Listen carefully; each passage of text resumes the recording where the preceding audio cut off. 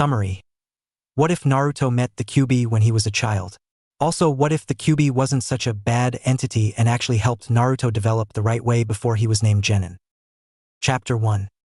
It was a typical day at Konoha. Well, not really. Today was October 10th, the day of the QB festival. Paper lights were hanging off from one post to the other. The streets were filled with street stalls and vendors selling different goods to people. Masks, cotton candy, dango, among other types of foods and items like hair ornaments were being sold. Everybody was happy, of course. But there was another side towards the end of the street where villagers gathered and drank all night. They drank and wallowed in their pity, and soon enough they started forming a mob.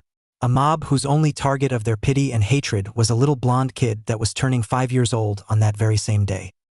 Talking about said boy very far away from the center of Konoha, living in a very rundown apartment that had cracks outside the wall, a very broken door and window, and several words written all over the place which included cursing and calling names such as demon, monster, murderer was the house that very young blonde boy who was curled up in a ball crying. He was holding onto his stomach as he cried and whimpered because he hadn't eaten. He hadn't eaten for over a week. His skin was so thin you could see his bones, and if not for that orange jacket you could see his ribs popping out thanks to his ripped fishnet shirt underneath that has tears and holes. His living conditions were poor. The villagers gave him overpriced food, but it was rotten. He only smiled and paid a lot instead of arguing back because he didn't want to argue in the middle of the street or be kicked out of the stores. This boy's name was Naruto Uzumaki, the jailer of the Nine Tails, also known as the QB. Of course, he didn't know that he was a jailer because of the Sandaime decree that nobody spoke to him about it or they would be put to death. While Naruto writhed in pain, the mob kept getting closer to his apartment. Naruto felt afraid. He tried to stop squirming once he started to feel all those negative emotions. Sorrow, pain, sadness, loneliness, grief, hate and anger, revenge. He didn't know how or why he could always feel those emotions the most. He hated it. The glares and constant cursing from the villagers already hurt enough, not counting the beatings he gets on his birthday. But feeling all those emotions towards him made him want to scream and give up and just take off his mask and cry, but he wouldn't give that pleasure to the villagers. He knew better, that him crying wouldn't solve anything against the villagers. It would cause them to enjoy his suffering and cause even more. The same was if he smiled, so it didn't really change anything, and he knew it. He was not stupid, but he pretended to be one to at least have some comfort of not showing how much sadness he feels. He took a deep breath and quickly went running out the window. He wanted to be a ninja, but he also knew if he went through the front door he would face the mob. He jumped from roof to roof as best as he could while holding his stomach. "Come here, you demon, monster, murderer, kill the demon!" yelled several people from the crowd. Naruto looked behind him to see not only the mob tracking him down but also noticed that ninjas were also in the crowd. Naruto heard a whoosh sound and turned to see a kunai heading his way. He immediately dodged as best as he could and jumped down. He saw that his landing would hurt him, so he flipped as best as he could and tumbled as he rolled once he landed. He tried to stand up, but a sudden pain shot through his ankle. His face got paler and paler as his eyes widened in fear. He was in a dead-end alleyway and he had twisted his ankle. His luck just wasn't having it. He tried to run out of the alleyway as best as he could with a twisted ankle. However, he could only manage to take a few steps before he heard several other, and soon enough he was surrounded by the mob. Ninjas were in front and behind him, and the villagers were behind the ninjas with bottles, rocks, and ropes. "Come here, you demon brat!" yelled a ninja. Naruto ducked as the ninja tried punching him. "Attack!" yelled the mob, and Naruto couldn't avoid everybody. They started by kicking him, punching him, grabbing his arms and holding him in place while others punched his face and stomach. After so many punches and kicks, Naruto started coughing up blood. They had ended up cracking his ribs and caused internal bleeding, but they weren't done yet. Those beatings were from the civilians. They ended up tying Naruto with the ropes they carried and laid him against the wall. Naruto could barely even open his eyes as his face was totally beaten up, with his eye purple and swollen and his lip was busted. Several other bruises were on his face, mainly among the cheeks. His nose was also broken and bleeding. His eyesight kept flickering between seeing and blackness as he tried not to blink. He could see somewhat, but it was blurry. He didn't miss the whoosh sound the kunai being thrown did. He gritted his teeth as he felt a stabbing pain in his already sore and throbbing body. Several more came. He felt his skin being sliced, and it felt like this went for hours to no end. At the end, the mob finally left, leaving a bruised and beat up tied up, stabbed and sliced up little blonde kid bleeding to death in an alleyway. Naruto kept blacking out, but before he could, he saw a person clad in black and an animal mask approach. He knew he was going to the hospital, so, in the end, he passed out. A deep and fierce growl was heard, and Naruto opened his eyes. He looked at the dim-lit roof that certainly looked too far away, and it certainly did not look like a hospital roof. He sat up and noticed he wasn't tied, but he was sitting in calf-deep water. He looked at his reflection and saw that he wasn't beat up either. He looked around and saw some pipes letting out steam. "Come here," said a very deep voice. Naruto jumped as he clutched his chest. "Come here," said the voice again. Naruto looked around and started heading one direction. The echo sounded a bit clearer. He finally arrived at whatever destination he was in and saw a huge cage. It had a paper that read "Seal," and noticed that behind the cage it was pitch black. "Hello?" asked Naruto. "I finally get to meet my jailer even though it's too early," said a very deep and rumbling voice behind the bars. "Who's there?" yelled Naruto as he backed away from the gate. "I won't bite, yet," said the booming voice as red eyes opened behind the bars. Naruto squinted his eyes, and soon enough the light hit the gate and a figure approached the gate. A huge darkish orange fox with 9 tails swishing back and forth approached. His looming coming to light and showed the figure. "Kyubi?" yelled Naruto as he immediately fell on his butt and buried himself in the sewer water. The Kyubi smirked while showing his fangs. "Yes, Naruto. I am the Kyubi, or also called the 9-tailed fox," said the Kyubi as his smirk started fading. "What are you doing here?" asked Naruto as bravely as he could, but there was a hint of fear in his voice. "Wait, how do you know my name?" asked Naruto, the fear vanishing just a little from his voice. "Well, how much do you know about me?" questioned the Kyubi. Naruto looked around and replied that you attacked the village, but they said the Yondaime killed you? Asked Naruto with uncertainty. "Not quite the truth. You humans just assume I was killed, or better said lied to. I cannot be killed, so the best thing the Yondaime could do was seal me, or better yet imprison me," explained the Kyubi as he analyzed the reaction from Naruto. The Kyubi waited in silence as he noticed Naruto thinking, then realization in his face, and of course the Kyubi closed his eyes as he prepared to receive a hateful scream of curses. But the latter didn't happen. He opened his eyes and saw Naruto sitting crossed-legged on the water. "So, you're trapped? Why did you attack the village, and why me?" I always wondered why the villagers hated me, but now I understand." "But why did you attack?" questioned Naruto as he looked up towards the Kyubi. The Kyubi felt some weird hope pop into him. The Kyubi laid down on his paws as he started explaining the story to Naruto. "Then doesn't that mean that you were not to blame? You were controlled. It's so unfair," said Naruto as he looked at the Kyubi with sad eyes. "I thought you would be angry?" asked the Kyubi with genuine curiosity. "Can't be mad. I mean, while I don't like how you got sealed in me and why I was chosen, you certainly don't deserve all this hate," explained Naruto as he bounced back and forth while grabbing his legs. "Kit, come here," said the Kyubi as he motioned his paws, telling him to come inside the cage. Naruto looked at him with uncertainty, so the Kyubi spoke. "Just come here. I won't attack you," said the Kyubi. Naruto's heartbeat was beating fast because he was afraid, but he wanted to trust in the Kyubi. He walked into the cage and he was face to face with the Kyubi. The Kyubi lowered his head and closed his eyes as he smiled. "Tell you what, Naruto, I feel you are different from other foolish humans, so I'll help you. I'll help you be the best ninja you can be, and that way people won't foolishly attack you," said the Kyubi. "You mean it?" asked Naruto with a smile adorning his face. "He is interesting. Yes, Kit, I will help you train," replied the Kyubi. The Kyubi, however, wasn't expecting Naruto to cry and suddenly throw himself at him, hugging as much as he could in his tiny 5-year-old body. "Okay, get off me," he said as he plucked Naruto away from his nose and put Naruto back into the water. Naruto glared at the Kyubi as he pouted. "Here I'm being nice, and this is how you treat me?" asked Naruto while looking at the fox. "Yes, I'll treat you how I want a Kit. Besides, I don't like touchy people or proximity," explained the fox. "Fine. So, if I leave now, how do I come back?" asked Naruto as fear showed on his face again. "I will call you in for the first few times. We are inside your mind, so you can probably come when you are asleep. Also, I healed your wounds as we spoke, and I think you should wake up soon. You are worrying the Hokage." said the fox. Naruto nodded as the fear vanished a little bit. I'll come back later.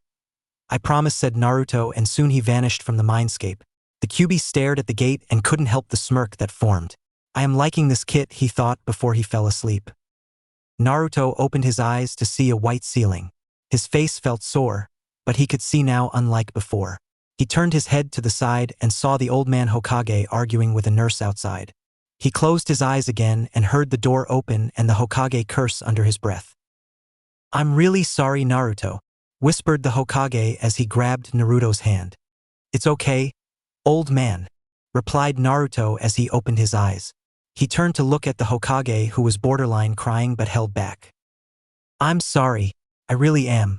You know, I would have put ANBU to watch you, Naruto, but the council kept me at some meetings and couldn't order the ANBU to protect you. I'm sorry I failed you, said the Hokage as he gripped Naruto's hand. It's not like they would have done anything. They usually intervene in the middle, but they sit and watch for a while before they do anything. Every ANBU does that except for Weasel, Dog, and Cat. They protected him from anything and everything from the shadows, thought Naruto, but didn't say it out loud as he could tell the Hokage was feeling guilty. Like I said, old man, it's okay. Say, can you enroll me in the academy, please? Asked Naruto as he looked at the Hokage. The Hokage was debating whether to let Naruto enroll, but as soon as he looked at Naruto doing the big puppy eyes, he gave in. I'll go enroll you for the new semester. Starts in 5 months. They are already towards the end. So I can't enroll you at the moment. There is 2 months of break-in between each year and 3 months left from this current semester. I'll try to get the materials together as soon as I can, said the Hokage with a warm smile. Yatta! Yelled Naruto as he punched the air. The Hokage just chuckled as he stood. He ruffled Naruto's spiky and untamed blonde hair as he smiled. Rest for today and I will pick you up tomorrow. Behave yourself, Naruto, said the Hokage. I will, old man. Believe it, said Naruto with a smile. He waved and smiled until the Hokage left and his smile immediately disappeared. I'm sorry for lying, old man, thought Naruto as he tried to sleep and go back into his mindscape. He knew the night was going to be long, but at least he will have someone to help him, because he knew that nobody would teach him anything. And so, the darkness consumed him, and he fell asleep. Chapter 2. 3rd Person POV. Naruto opened his eyes and found myself in the same sewer as last time. He walked down the path following the pipes once again, and after what felt a while, he found the cage again. He looked up and saw that the QB was sleeping. The water was kind of deep and he didn't like how his mind looked. So, he ended up going inside the cage and sat in front of the QB with crossed legs. He closed my eyes as he concentrated and tried changing how his mind looked. It took a lot of concentration, but he had finally visualized what he wanted. He made a mental image of a forest with a lake and a waterfall, the lake being surrounded by rocks in the border where it ended, and bridges that created a path towards the cage. Of course, he also imagined several trees and bushes along with a tiny river or ponds under the bridges. After that was done, he opened his eyes and saw the scenery change. He looked around and saw the pond and the lake. Naruto really couldn't help but beam a huge radiant smile. What are you doing, Kit? Said the voice from the fox. Naruto jumped a little bit, but soon enough turned and smiled at the fox as he saw him open his eyes. What do you think, QB? Asked Naruto as he extended his tiny arm behind him pointing towards the scenery. The QB's eyes opened fully, and once the fox saw all around his eyes had widened just slightly.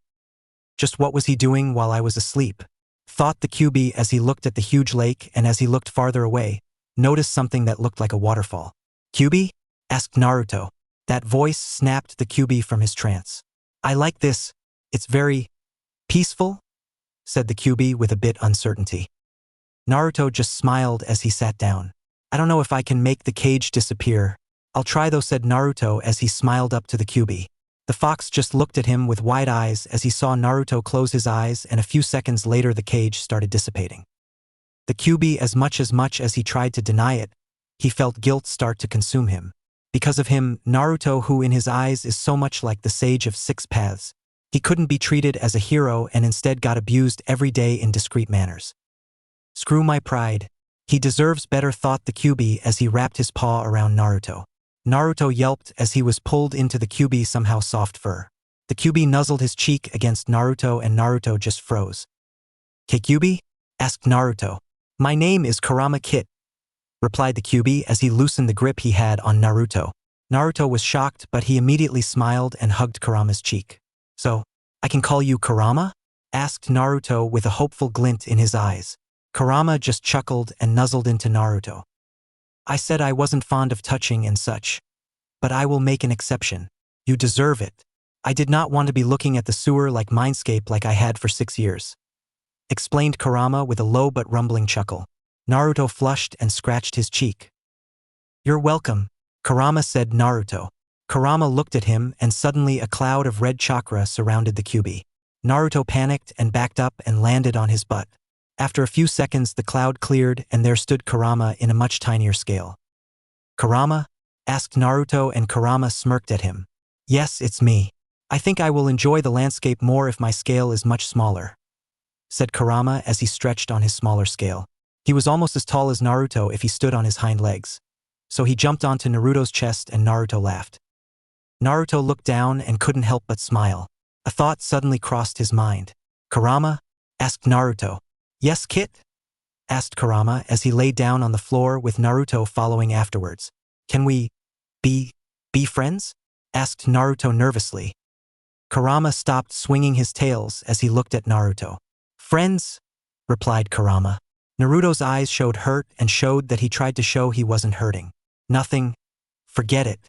Of course you wouldn't be friends with me, said Naruto as he babbled by himself. Kurama suddenly sat up and wrapped his tails around Naruto's body. He then lifted his head and ended up nuzzling his nose into Naruto's chin. Naruto, listen here, none of my other jailers even talk to me. We demons don't have friends. We have siblings, explained Kurama, stopping Naruto's blabbering. Siblings? Asked Naruto confused. Yes, siblings. Family. I may not know what a friend is, but I can understand partner and family. It is the first time I'm doing this, but I'm willing to try. Can I be your partner, teacher, and sibling? A brother of sort? Asked the QB as he sat down and looked up at Naruto. Naruto's face showed complete shock. Soon enough tears showed into his eyes and he started crying. Kurama could only watch, so he put his paw on Naruto's feet as he cried. Do you really mean it? Asked Naruto in between sobs. I mean it, Kit, replied Kurama. Naruto immediately hugged Kurama and Kurama let him cry on his fur. A year later, the relationship between Kurama and Naruto blossomed into that of brothers and almost like father and son. Naruto had started to train in the ninja arts and managed to read thanks to Kurama. Kurama of course was enraged that Naruto couldn't read even though he could speak well thanks to being around the Hokage so much. So first and foremost were the skills or reading and writing and then the ninja arts once he deemed Naruto to be competent enough to read and write. Meanwhile, Naruto just practiced some control exercises that the fox knew from past containers. Well, more like the second container because the seal was a bit freer. Kurama helped Naruto sharpen his senses with a tiny bit of his power and helped block the negative emotions after he explained it was due to him that he could read and feel those emotions. Every so often, however, he asked Kurama to let go and let him feel those emotions to keep up with his act. Kurama opposed, but Naruto convinced him with the dreaded puppy eyes. However, when Naruto meditated or went to sleep and went into his mindscape, Naruto very often went and cuddled up with Kurama in his cage and drifted to sleep after lessons were over. It was typical that Naruto came into the cage and laid down on Kurama's paw or side, and Kurama covered Naruto with his tails as if they were blankets.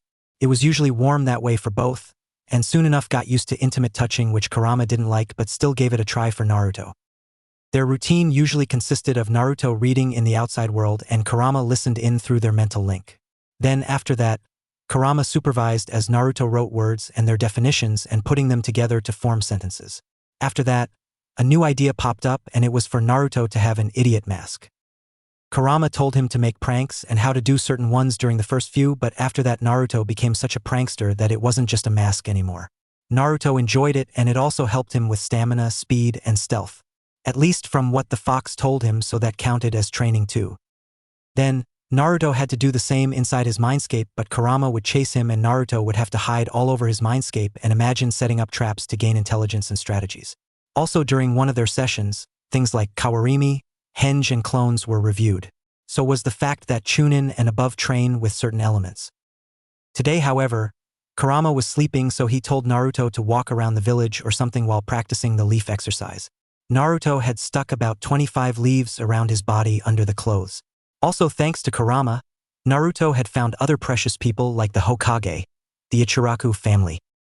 Naruto paid to eat a lot of ramen because that's all he could afford. However, thanks to the fox, even though ramen doesn't have nutrients or is healthy as much when eaten repeatedly, Kurama tweaked the inside and made it for the ramen to be some sort of vitamin. Whatever little they have, it worked as a lot for Naruto's malnutrition.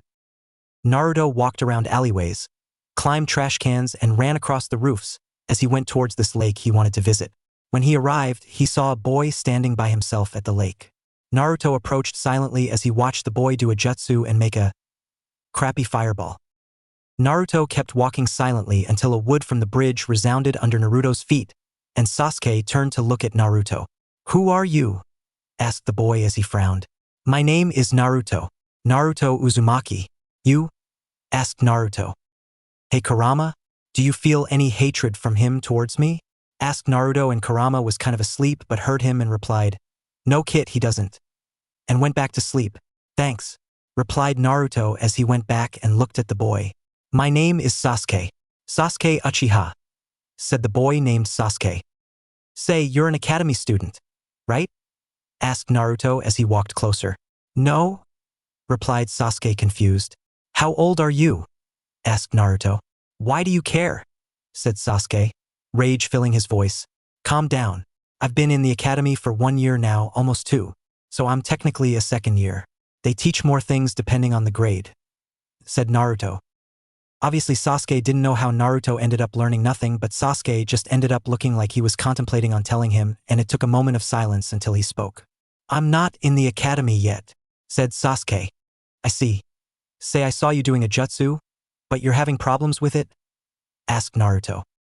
He knew he was being nosy, but he was being careful around this guy, and maybe he could gain a friend and a partner for training that is not Kurama. "I heard you," said Kurama with a tired voice. Yeah. I love having you as a training partner, but I need to vary training partners, even you told me that," replied Naruto. The only response he got was a growl. Sasuke looked at Naruto and honestly, he didn't want to admit it, but he needed help. "Yes," he admitted. "Do you know any chakra control exercises?" asked Naruto. Sasuke raised an eyebrow, and that gave Naruto his answer. He took off his jacket and goggles, revealing several leaves going up and around his arm and a leaf in his forehead. Sasuke's eyes widened. "This is the leaf exercise. There is a second part where you make it spin, but I need better control, so I tweaked the training and instead practice on having several leaves on my body as I walk, run, and do daily things," explained Naruto as he sat on the ground. Sasuke sat in front of him, and honestly, he was starting to thank whatever it was that he met this student. "Teach me," said Sasuke in a demanding voice. Naruto looked at him and shook his head. "You can't demand it. Demanding things won't get you anywhere," said Naruto as he grabbed his jacket. I'm from the Uchiha clan. They're in charge of the Konoha military police force. Teach me that chakra control exercise," said Sasuke. Naruto paused as he was about to walk away. In just a second, Sasuke's eyes widened as he felt a stinging pain in his face. He touched it and felt wetness. He brought his hand out and saw blood. He looked at Naruto and saw a few leaves missing. "Like I said, you don't demand things. You ask and work for them. Ask people around your clan, they would know," snapped Naruto as he clenched his fist and ran off after putting on his jacket. All the leaves he carried fell as he put it on. His concentration had broken. He ran towards the park and climbed the tree. Once he sat on the branch, he quickly accommodated himself and went into his mindscape. Kurama heard him come into his mindscape and saw Naruto running towards him. He opened his eyes and sat up.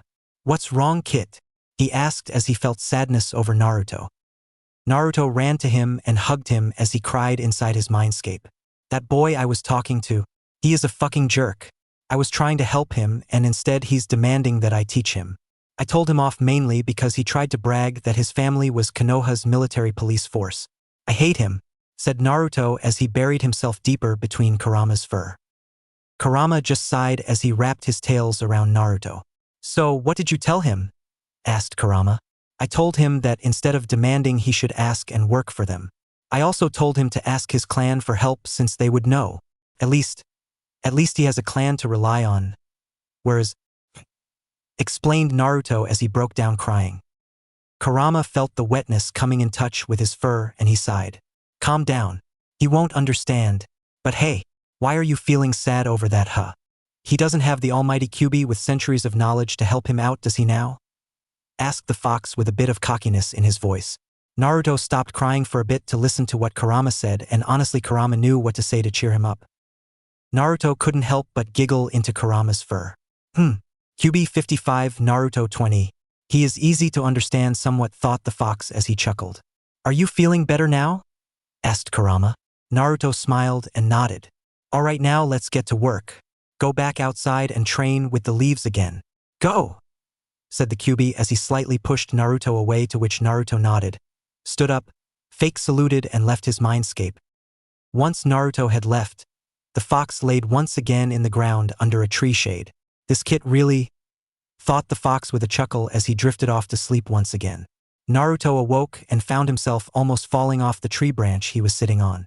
Once he stabilized himself, he looked around from the top of the tree as he ripped some leaves from neighboring branches and started sticking them to his body. When he was putting the 10th leaf in his arm, he saw a person approach the park. He squinted his eyes to see that same boy Sasuke walking in the park and looking around. Naruto frowned, but once Sasuke almost reached his tree, he jumped down. Sasuke jumped back and saw Naruto once again. What do you want? Asked Naruto as he tried his best not to glare at Sasuke. I was wrong. I came to apologize, said Sasuke as he swallowed his pride. Naruto looked at him and raised his eyebrow. So then, that was it? Asked Naruto. Sasuke shook his head. Please help me train, said Sasuke. Naruto looked at him and saw how uncomfortable the Uchiha was becoming, so he smiled. A fake smile, but a smile either way. Sasuke wouldn't know the difference anyways. Alright, I'll help you, said Naruto. He didn't know, however, that this would have a huge impact on Sasuke's life later on. Nor did he know that this was the beginning of a rivalry and a weird friendship. Chapter 3. 3rd Person POV. 1 year later. It's been a year since Sasuke and Naruto met and started their friendship. Naruto sometimes sneaked around the Uchiha compound to visit Sasuke, and while at it found one of his favorite ANBU members, Weasel, who ironically turned out to be Sasuke's older brother. Of course, he also sneaked in to play pranks, like displaying all the Uchiha's underwear on the roofs of every house in the Uchiha district and parts of Konoha. Naruto had fun and just kept doing his usual pranks while he was in the academy. He painted the Hokage monument, threw paint or smoke balls in the village, released the Nara deer, put itching powder on the dogs that lived at the Inuzuka compound, among other pranks. Today, though, Naruto was sneaking into the compound to analyze the layout. He knew there were some secrets rooms because at one point or another he felt chakra underneath the ground, but when he consulted Kurama and the fox told him it was not the ground's chakra, but people's chakra underneath the soil. When he found that out, Naruto immediately asked Kurama how to conceal chakra, and Kurama started training him on concealing his chakra. It had been a few months now and he finally could hide his chakra well enough to the point of minimal detection. His stealth was good enough even with the hideous oversized orange jumpsuit jacket he wore daily. He masked his chakra as he found a hidden passageway and walked towards a door. He silently went in as he avoided the door to make any noise if it did. He went inside and looked around and he heard voices. He was about to take a step forward when Kurama spoke. Kit, be really careful here. I feel a lot of hatred. Not towards you, kind of. But there is a lot of anger, resentfulness, said Kurama as he sat up from inside Naruto's mindscape as he analyzed what Naruto was seeing. Should I advance? Asked Naruto, a bit unsure. Yes, they are planning something and it is up to no good. I'll help you repress any leftover chakra. Go and see what they are discussing, said the fox. Naruto nodded and silently walked towards the voices. Naruto took a deep breath as he listened in. We have to do something about this, yelled a voice. The village have oppressed us for far too long, yelled another. When will the coup start, Fugaku-san? Yelled another voice. Fugaku. Why does that name sound familiar? Thought Naruto. Kit. Fugaku is the Uchiha's clan leader and Sasuke's father. He talked about him at one point, replied Kurama. And pay attention, he added quickly afterwards. Naruto snapped back into reality and heard a few other murmurs and yelling. Then suddenly he heard a soft yet loud enough for everyone to hear voice. He recognized it because it was so unique for a voice. It was Itachi's. Father, will you really continue doing this? Does it really have to be this way? Asked Itachi. Itachi, this is the only way we can have power once again. You are our trump card against the Hokage. You're an ANBU captain, you are near him often. We need you to spy on him for our coup to be successful. Explained what Naruto thought was Fugaku. I understand, said Itachi's voice. However, both Naruto and Kurama felt the feeling surging from the Uchiha as he said that. For one, they knew Itachi hated whatever this coup was. Kit, you have to let the Hokage know, said Kurama urgently. And why? Also, what is this coup they are talking about? Asked Naruto as he silently ran out of that secret meeting room. Naruto immediately ran towards the Hokage tower and jumped all over the place to land on the window of the Hokage's office. Naruto saw the Hokage working on the piles of paperwork. Old man, whispered Naruto from the window. The old Hokage turned to see his surrogate grandson sitting on the window. He was a bit shocked, but he recovered quickly. Naruto, my boy, why do you visit me so late? Asked the Hokage. Kit, tell him to send away the ANBU in the room, said Kurama. Naruto blinked and nodded. Old man, can you send the ANBU away, please? Asked Naruto. The Hokage did as told with doubt clouding his thoughts as he looked at Naruto. Let me take over to talk to him, said Kurama, and Naruto closed his eyes, confusing the Hokage until he opened them. When Naruto's eyes opened, what appeared were not the typical azure crystal blue eyes. The ones looking at the Hokage now were red slit eyes. He immediately took out a kunai from his sleeve, but Naruto raised his hand. Calm down, old coot, yelled Kurama as he used Naruto's body. Kyuubi, yelled the Hokage. Yes, I'm the almighty Kyuubi. I came to feast on you. He started saying to have a kunai thrown at him. He avoided it as he glared. Fine, no more jokes. I need you to put whatever that jutsu is called for people to not hear from the outside, explained Kurama. Why? Asked the Hokage. Have you gotten senile? I have vital information, damn it, explained Kurama, getting frustrated. Explain, said the Hokage in a stealing and commanding voice as he set up the silencing jutsu. Naruto here was looking for a place to set up a prank. Kurama started explaining, but got cut off by an indignant yell from Naruto saying hey, but he ignored it. He was setting a prank and found these hidden doors in the Uchiha compound. He went inside and we stumbled upon a meeting the Uchihas were having about a coup. You know anything about it? Asked Kurama. The Hokage's eyes widened, but he grimly nodded. Yes, I have a contact who is spying on them. They have been planning it for a long time now. Why? Asked the Hokage. From the look of things, they want this Itachi boy to spy on you being ANBU captain and all. You might know this, but from the sound of things they probably will start attacking soon or try to, said Kurama. They want Itachi-kun. I see. That is bad news indeed. I was suspecting they probably would put him up for it, but he is very loyal to the village, said the Hokage. Yes, I could tell he was against the idea too, said the fox. Yes? And if worst comes to worst, then the clan will have to be annihilated. Knowing how the council will react, said the Hokage as he slumped into his chair. The council? Why should they have a say in anything? I have not lived for centuries to see this idiocy. Pardon me, but I believe you really have gone senile and stupid for a Hokage. Isn't a hidden village supposed to be a monarchy, ruled by one leader but of course with the council and such it became an oligarchy? Said Kurama. He was fuming and the Hokage knew it. The Hokage couldn't really find a point in arguing because what the fox was saying was true. Even so, they shouldn't have power. The council is just that, the council, advising you to do things. I've noticed how they make you do a lot of paperwork. You do realize that the paperwork dealing with citizen things and damage repairs should be handed to the council to review over.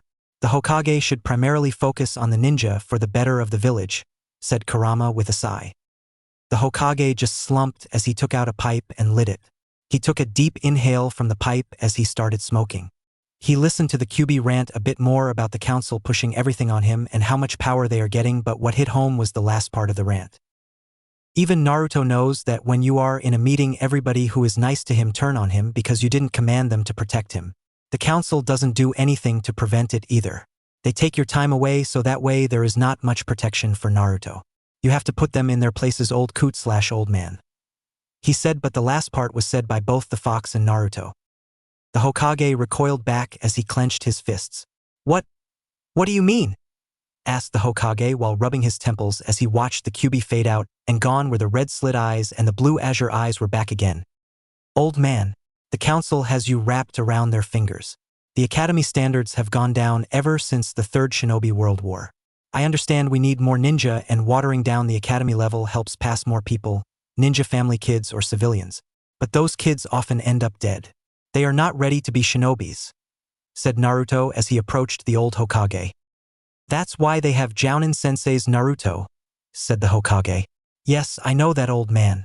But even if they have a sensei to teach them, what is the point if most of them are not ready to kill or steal or do any type of dirty work? This is not about what they can learn but what they are willing to do, old man, said Naruto as he ranted and waved his arms back and forth. Civilians have ethics just like ninjas have rules in the shinobi conduct. If they aren't willing to follow and know the consequences of what their actions bring to the victims and to the benefactors, then what are they doing as shinobis? Asked Naruto. The Hokage looked at Naruto and saw the fourth standing there with a grim look. Naruto, started the Hokage but Naruto cut him off. Old man, I know you're doing this for the good of the village, however you're doing it the wrong way, said Naruto. The Hokage closed his eyes as he sighed. When he opened them, he smiled, a tired smile but a smile nonetheless. However, he also had a steely gaze that showed determination. Kurama chuckled from inside Naruto's mindscape as he thought this kid can change a lot of people.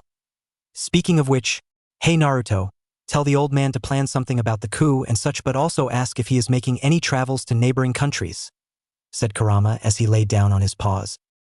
Naruto was shocked but nodded either ways. Old man, the fox said to ask you to plan something about the coup and if you are visiting any neighboring villages, said Naruto. The Hokage took a deep breath. I will see how I deal with it. And actually I was planning to go to Suna to discuss the treaty and renew it into another form. Why? Said the Hokage. Tell him to take you, kid, said Kurama as he jumped around in Naruto's mindscape. Can you take me with you, old man?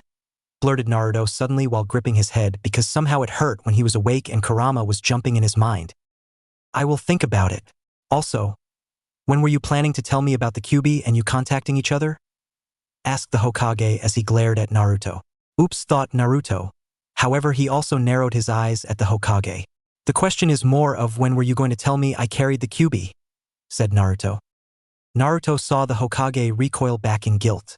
I plan to tell you when you made Genin or made Chunin, Naruto. How did you even find out? Asked the Hokage. Naruto didn't want to lie to the old Hokage, but he didn't want to lose one of his precious people, so he told him. I was turning 5 if I remember right. No, Anbu was watching and the civilians attacked me. You know the usual, I ran away and such, but since nobody was guarding me I ended up being beat up and when I lost consciousness was when I met the fox. Explained Naruto. Naruto, of course, didn't explain the fact of how in depth he met Kurama. His explaining and the details the Hokage had hidden from him since he was little. Something he always longed for. Flashback. Okay, first of all, no interruptions. Are we clear? Said Kurama with his menacing voice. Naruto nodded a bit out of fear. I doubt you know of the people I will talk about, but I will still tell you. It was of no coincidence I was sealed in you.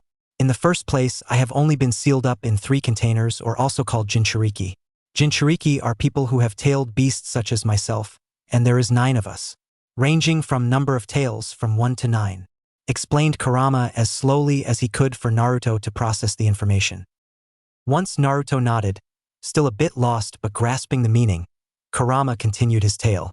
My first container was a woman named Mito Uzumaki. She was the wife of Hashirama Senju, who was the first Hokage.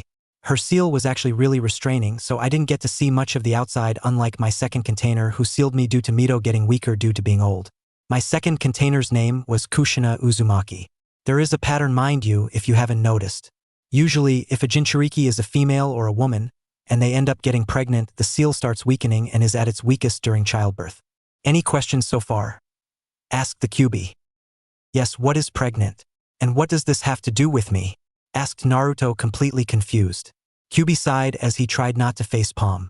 Pregnant is when a woman carries a child inside her belly and creating a new life. And this has a lot to do with your birth if you just listen, said the Kyuubi. Naruto pouted but nodded either ways. When Kushina was giving birth, a strange man wearing a mask came into the cave your mother was in, along with the 4th Hokage and the nurse attending Kushina. The yondaime was there to support Kushina and keep the seal at bay when it weakened so I wouldn't escape. But that man had waited until the baby was fully out and killed the nurse. He also stole the baby and threatened to kill him. The yondaime attacked the man in order to get the baby back, but the man used the baby as a distraction and forcefully extracted me from Kushina and ran away, said the Kyuubi. Naruto listened as he tried to understand in a more simpler way. Next thing I know, I am summoned outside Konoha and put under a strong genjutsu or an illusion. The thing is that genjutsu was not normal, usually it is mainly as distractions, but this one illusion controlled my actions and made me go berserk and attack the village. The thing that put that genjutsu over me is called the Sharingan. It is a jujitsu that only the Uchiha clan have, explained the Kyuubi. So the story you heard of the yondaime killing me was actually a lie because you cannot kill tailed beasts such as myself. Only kami themselves probably could. He sealed it into a newborn baby. Trailed off Kurama as he watched Naruto's reaction. Naruto's eyes had widened, and he had looked up so fast that the Kyuubi thought he was going to get whiplash. Wait, but why? Why a newborn baby? That baby was me, asked Naruto as he put the pieces together. Yes, newborn babies do not have a developed chakra network and can get accustomed to another chakra being introduced into their body and their body will grow used to it. And for your last statement, that baby that was born was you. Your mother Kushina was the jailer before you, explained Kyuubi. Naruto had started crying. He didn't know who his parents were and was always curious. He always asked the third Hokage, but he always said they were great people and left it at that. So he wanted to be selfish in this situation because he wanted to know. No, he needed to know. Can you tell me about my parents? About my mom? And maybe my dad? Did they love me? Asked Naruto as he looked up, pleadingly at the Kyuubi. He felt a bit of guilt at seeing Naruto cry, but he chose to tell him. Yes, I will tell you. But before doing so, I want to explain this one detail I left out. People from the Uzumaki normally have huge amounts of chakra, and some have natural healing abilities. Not to mention that they have a long lifespan compared to others, which is why my Jinchuriki have been Uzumaki so far, including yourself, said the Kyuubi. Naruto smiled a bit proudly at that statement. Now, your parents, they both loved you. Your mother was a very strong and defiant woman, always having a short temper and a huge appetite for ramen. She had long red hair, and honestly, she was feared by people inside the village and outside. She was a great kunoichi. She never relied on my power, usually came to tell me to shut up and stop trying to convince her to use my chakra. So, we were not on the best terms, but at least her seal gave me partial freedom to see the outside world, explained Kurama as he looked at Naruto, who was crying but smiling. As for your father, he was a powerful shinobi, known by lots and loved by lots, but also hated by some. He was smart and quiet, but he loved those precious to him. Thinking about it, I could see how affectionate he was with your mom and just wanted to puke, but that's a different issue. What else? You know what, screw it. I swear if you get a big head from what I am about to tell you, you can count on me not telling you anything else, said the Kyuubi. Naruto nodded furiously because he was curious as to who his dad was now that he knew something about his mom. Alright, his name was Minato Namikaze. He was also the yondaime dash, said Kyuubi to get cut off by Naruto. The yondaime is my father? Then why? He asked. Shut up!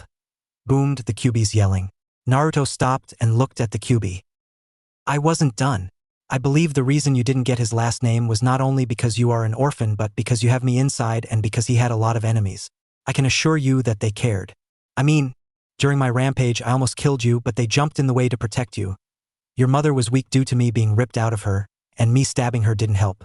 Your father wanted to save both and also jumped in the way.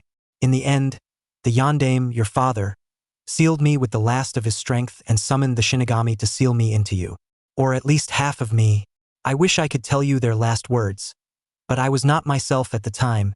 I only remember the actions by others, not their voices, explained the Kyuubi. End of flashback. The Hokage rubbed his temples as he sighed. So, it's been 2 years since then? Asked the Hokage with a sad look. Yes, but don't feel bad. The fox trained me during that time, said Naruto with a smile. Really? Asked the Hokage. Yup, the pranks were his idea, but they became fun and well, it also counted as training in a way, said Naruto.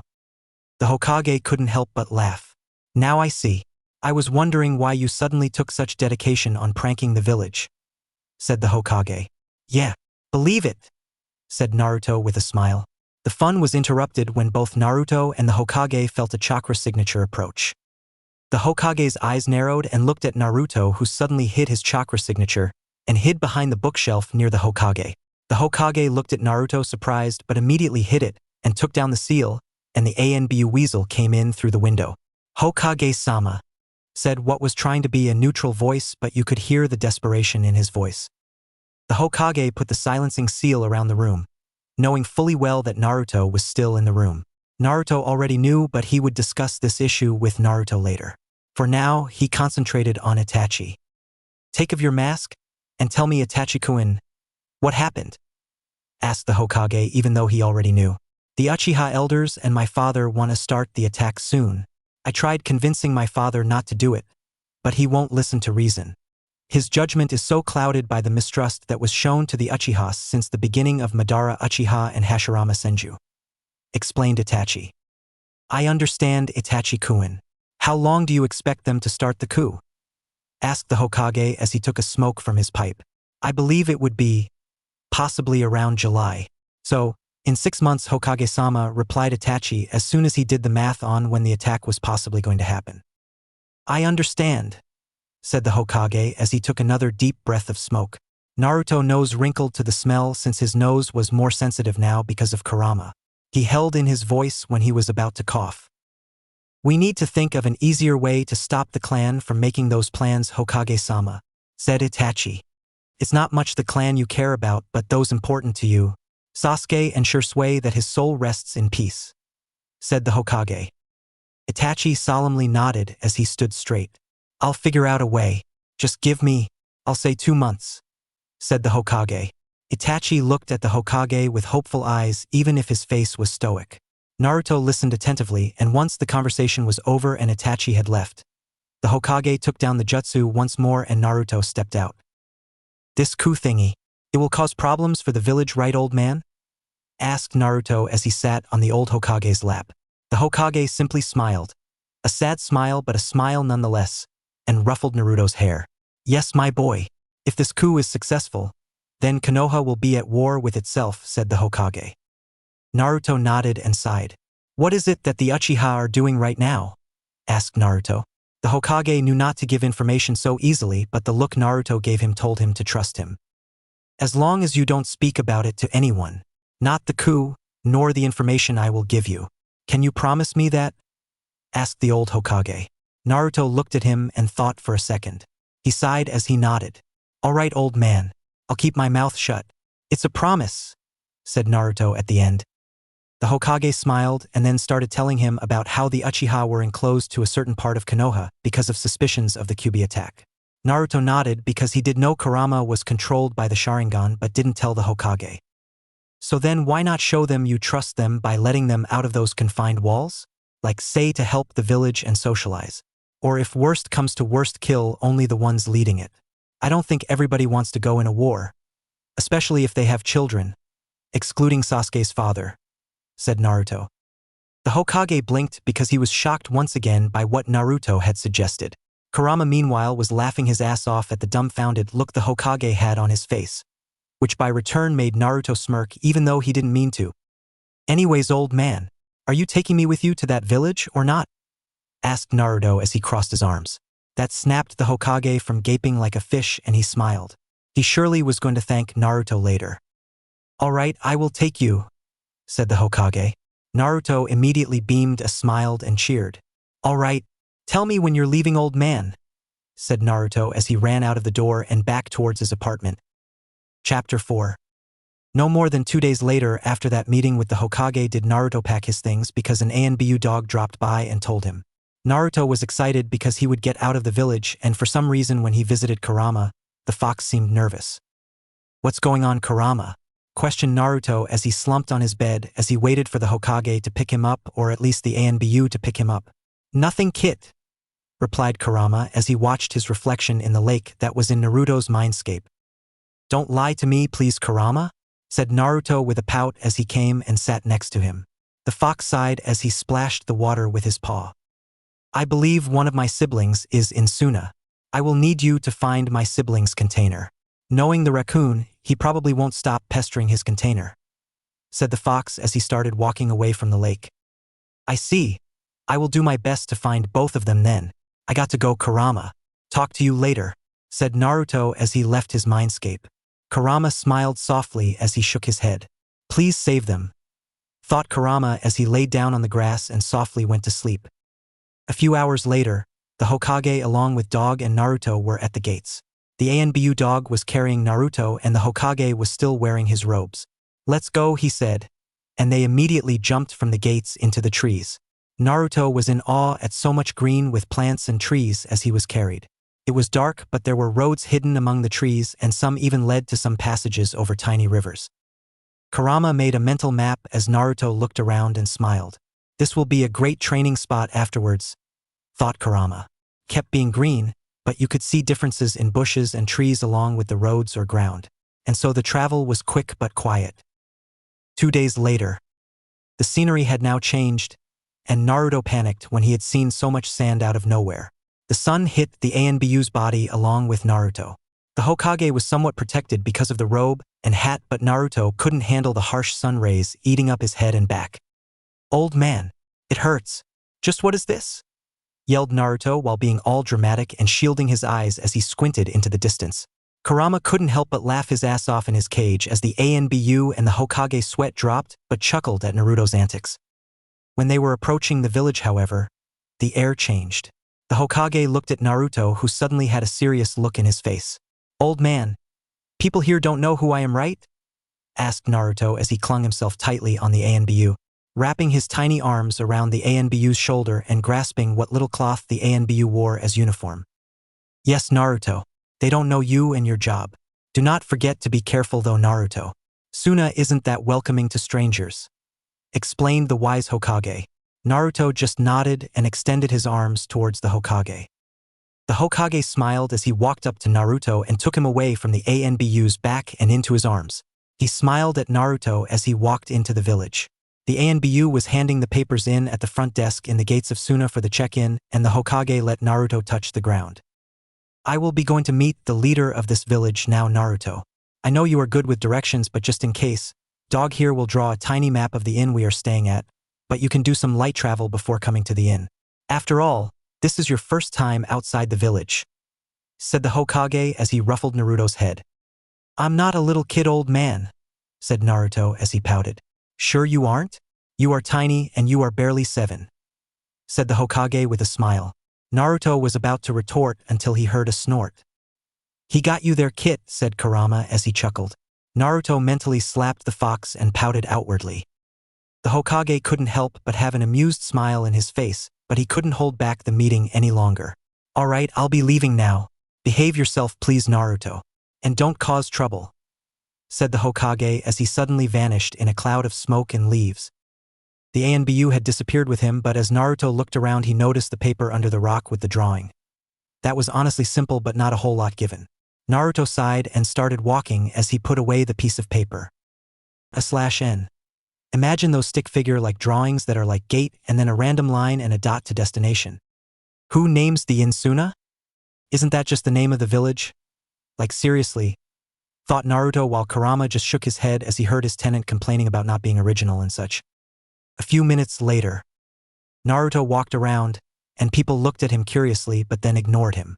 He felt a bit insecure but walked around while Kurama comforted him with soothing words. Naruto was trying to find the other jailer, but he was having a hard time. Finally, after being lost for a while, Naruto arrived at the park and saw kids playing and kicking a ball. He scanned the area and saw a red head clutching a teddy bear as he swung himself slowly on the swings at the farthest corner of the park. Naruto felt like he was being pulled and didn't know that Kurama was awake and watching silently as he approached the other Jinchuriki. He wasn't going to tell him that the redhead was the other jailer of his sibling, so he just waited to see what happened. Naruto started approaching, but then all the laughter and joyful atmosphere vanished. The kids had watched him approach the redhead and they immediately started yelling as they backed away. "Get away from that monster! He's a demon!" yelled the kids individually but didn't notice Naruto flinch and tense at those words that brought painful memories. The redhead looked up and saw a blonde kid with whisker marks in each cheek approach him. He was about to stand, but the sand started to react and rise from the ground, but the blonde kid just smiled at him. "Do you want to play?" he asked as he extended his hand towards the redhead. Somebody then had decided to throw a rock at Naruto. The blonde didn't know who did it, but he heard it and knew someone had thrown something aimed at him, and the redhead was about to warn him. But the blonde immediately ducked, grabbed a stone and threw it at the air, causing said stone to clash against the other rock that had been thrown at him and successfully defending himself. "What are you doing? Are you an idiot? He's a monster," yelled the other kids. The redhead tightened his grip on his teddy bear as he watched the blonde's reaction, but he immediately saw a cold glare, not at him but at the other kids who said that sentence. "What makes you say he's a demon or a monster, huh? You don't even know him.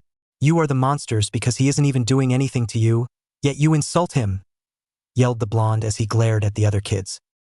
The kids were shocked, and when the blonde started chasing them and yelling profanities which usually kids do not say at the tender age of 7, did the other Suna kids started to run. The redhead didn't know it, but he had sat down in the sand and cried as he saw someone defend him for the first time. His sniffling covered the rustling of the sand as the blonde approached. He smiled and put his hand on top of the redhead's shoulder. The redhead immediately jumped and looked back to see the smiling blonde as he smiled. He was scared now because the sand didn't protect him, but something, a feeling told him that he could be trusted. Trusted in what way? Was he not going to try to kill him, he wondered. The blonde boy brought him back to earth by tapping his shoulder. "Hey, are you okay?" asked the blonde boy as he smiled gently and warmly towards the redhead. He could only nod. "What's your name?" asked the blonde boy. "Jigara." "Gara of the sand," replied the redhead. "I see. My name is Naruto Uzumaki," said Naruto as he smiled. "Why aren't you afraid?" asked Gara. Naruto looked at him and smiled. "Because they treat me just like this too, you know? Back in my village. I'm here on a visit, you see. I just took a walk and saw someone in need. Couldn't ignore it," said Naruto. He knew he was omitting details, but he quickly talked to Kurama. "He's the other jailer, right?" asked Naruto. Kurama only made an affirmative sound or more like a grunt. Naruto shook his head as he smiled. He and Gara soon became friends, since Gara was still a bit doubtful but was willing to try having a friend. Naruto, however, passed the will of fire unknowingly to Gara as he talked and mentioned that will to protect those precious to one. Gara finally smiled, laughed even as he heard Naruto tell him about the pranks he had done in Konoha. Gara had decided to accompany Naruto back towards the hotel as it was getting quite late. Once he arrived, he was about to leave but Naruto grabbed his hand. "Why don't you stay for a bit, Gara? I want to introduce you to my most precious person." "Come on," said Naruto. "Second most precious kit," said Kurama, a bit of irritation in his tone. Yes, Kurama. Jealous much you for ball?" thought Naruto with a smile. Gara was slightly nervous but nodded anyway. Naruto took Gara by his hand and together they went into the room the Hokage and the ANBU were waiting in. Naruto knocked on the door and when a soft come-in was heard, Gara by instinct tightened his grip on Naruto's hand. Naruto almost winced but he just smiled at Gara as he opened the door. There on one of the beds sat the Hokage without his hat and the ANBU was standing next to him. "Oh Naruto, my boy. Who is this?" asked the old Hokage. Naruto bit his lip as the Hokage raised an eyebrow. "Old man, this is Gara. I met him today and well we became friends," said Naruto a bit shyly at first, but then more confidence seeped through his voice towards the end. Gara smiled as he felt a weird yet happy feeling bubbling in his chest. He quickly bowed and smiled a tiny smile. "I see, that's good. But aren't you the Kazekage's son?" asked the Hokage. Gara's smile faded a bit too quickly. "Yes, but I don't see him often," said Gara as he tried to smile. The Hokage kept his smile but inwardly he was cursing the Kazekage. He knew that Gara was the jailer of the one-tailed raccoon and was worried that he was treated just like Naruto or worse. "I see. My boy, do you want to spend the night with us and Naruto here?" asked the Hokage. Gara felt his lips turn immediately into a genuine smile. "Yes," he said. Both Naruto and Gara started chatting away. The old Hokage couldn't help but chuckle. After several hours of Naruto playing games with Gara, the Hokage was asleep. The ANBU was still on guard watching over them. Gara had then told Naruto he couldn't sleep and when Kurama heard that, they both immediately set to fix it. A few days later, the Hokage, his ANBU guard and Naruto were about to leave Suna. Not too long ago, there was an attempt on Gaara's life by his uncle who Naruto met while playing at the park with Gaara. Naruto had gotten mad and helped by intervening in the fight, which later turned into a counseling and comforting session for Gaara, who was having a breakdown. Now their bond was inseparable and Gaara could now sleep too after talking to Shikaku. They had gathered at Gaara's mindscape when the Hokage and the ANBU were gone for the day, and Kurama had really cursed so many words at Shikaku and started beating him up. Naruto found it a bit funny at the end, but after talking to Shikaku on his reason, he made Shikaku agree to be partners with Gaara until he learned of a better way to help the seal that bothered him be more stable. Of course, Shikaku wanted to be released, but Naruto told him he didn't want to lose Gaara due to Shikaku not being there. So Shikaku reluctantly agreed. So in the end, Gaara and Shikaku were going to be partners reluctantly, mainly because Kurama forced them to be. Shikaku had been stubborn, but Gaara was willing to give it a try. Now at the gates stood the Sand siblings, who sent grateful looks to Naruto and Gaara, who smiled sadly. Naruto smiled at Gaara and walked up to him. "We'll meet again, I promise," said Naruto as he extended his closed fist and held it in the air. Gaara smiled and closed his eyes as he held a fist bump himself. Both of their knuckles bumped against each other. "Let's never forget each other, Naruto," said Gaara in a monotone voice, but a smile in his face was visible. The Hokage watched them with a smile and noticed Raza. Gaara's father was not pleased, if his glare was anything to go by. "We have to go, Naruto," called the Hokage as he adjusted his hat with a smile, and everybody had said their farewells. The trio from Konoha made a sprint out of the village, and at one point, Naruto jumped over the ANBU to carry him. Their antics went as usual throughout the trip. 2 days later, they finally arrived to Konoha once again. "Land ahoy," said Naruto as he jumped away from the ANBU SWAT at him. He landed gracefully into the ground, and the ANBU and Hokage chuckled at his antics. This return, however, was going to change things around. Chapter 5. A few months had passed now, and it was nearing July. It was currently May, and Kurama had been training Naruto nonstop. At one point during their training, Kurama knew that Naruto couldn't do standard clones due to his amount of chakra, and therefore told Naruto to sneak into the Hokage's office and look at the scroll of seals where there might be techniques he can learn due to his reserves.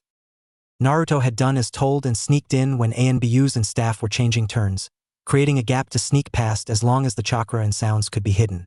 When he succeeded, Naruto had safely opened the scroll in its hiding place in order to not trigger the alarm, and started writing down everything the scroll said by letting Kurama take over in order to do it more efficiently. Once that was done, he closed the scroll and left right away once he saw an opening through the patrolling officers in the tower. When Naruto left, he ran towards the outside of the village and followed the river. There he found an abandoned shed after jumping through several rocks, logs, and small cliffs. He sat down inside the shed and started to learn about both the shadow clone and multiple shadow clone techniques. After spending over 2 hours in it, he managed to make 50 good solid clones. And just like Kurama said, it worked, and he wasn't exhausted due to his chakra network being recharged by Kurama.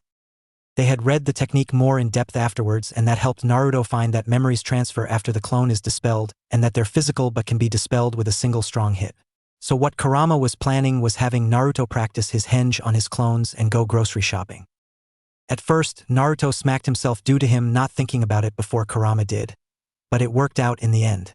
At the break of dawn, Naruto had rushed back into the village and into his apartment. When morning came around and everything was open, the plan was set into motion. This plan solved quite a few problems, but in the end, it benefited Naruto because he managed to get his hands on training weights and went to the shinobi library to learn things and write notes. Naruto was getting stronger quickly, and the Hokage had started to notice too. Naruto wasn't the only one making changes, however.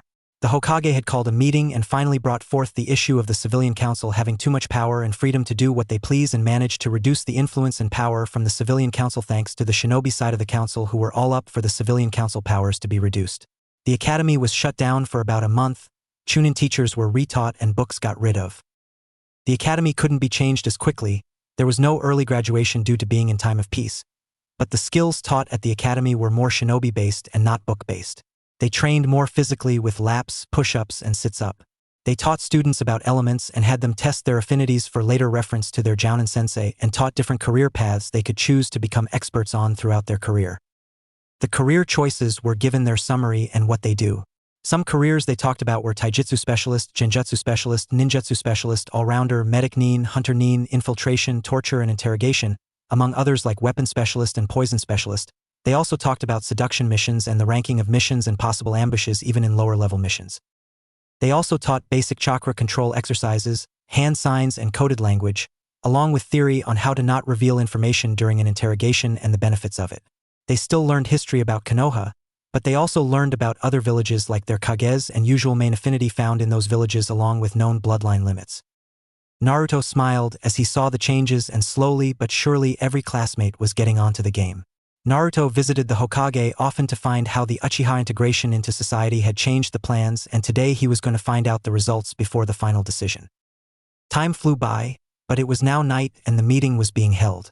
Naruto arrived through the window and saw the Hokage talking to Weasel. Once Naruto came in, the Hokage pulled Naruto to his side. The silencing seal was up and Kurama sent a wave of chakra to analyze any unwanted presence. He felt one and took over Naruto's body and attacked it. An ANBU fell, but the mask was fully blank. The Hokage narrowed his eyes and Weasel did too behind his mask. Kurama looked at the Hokage.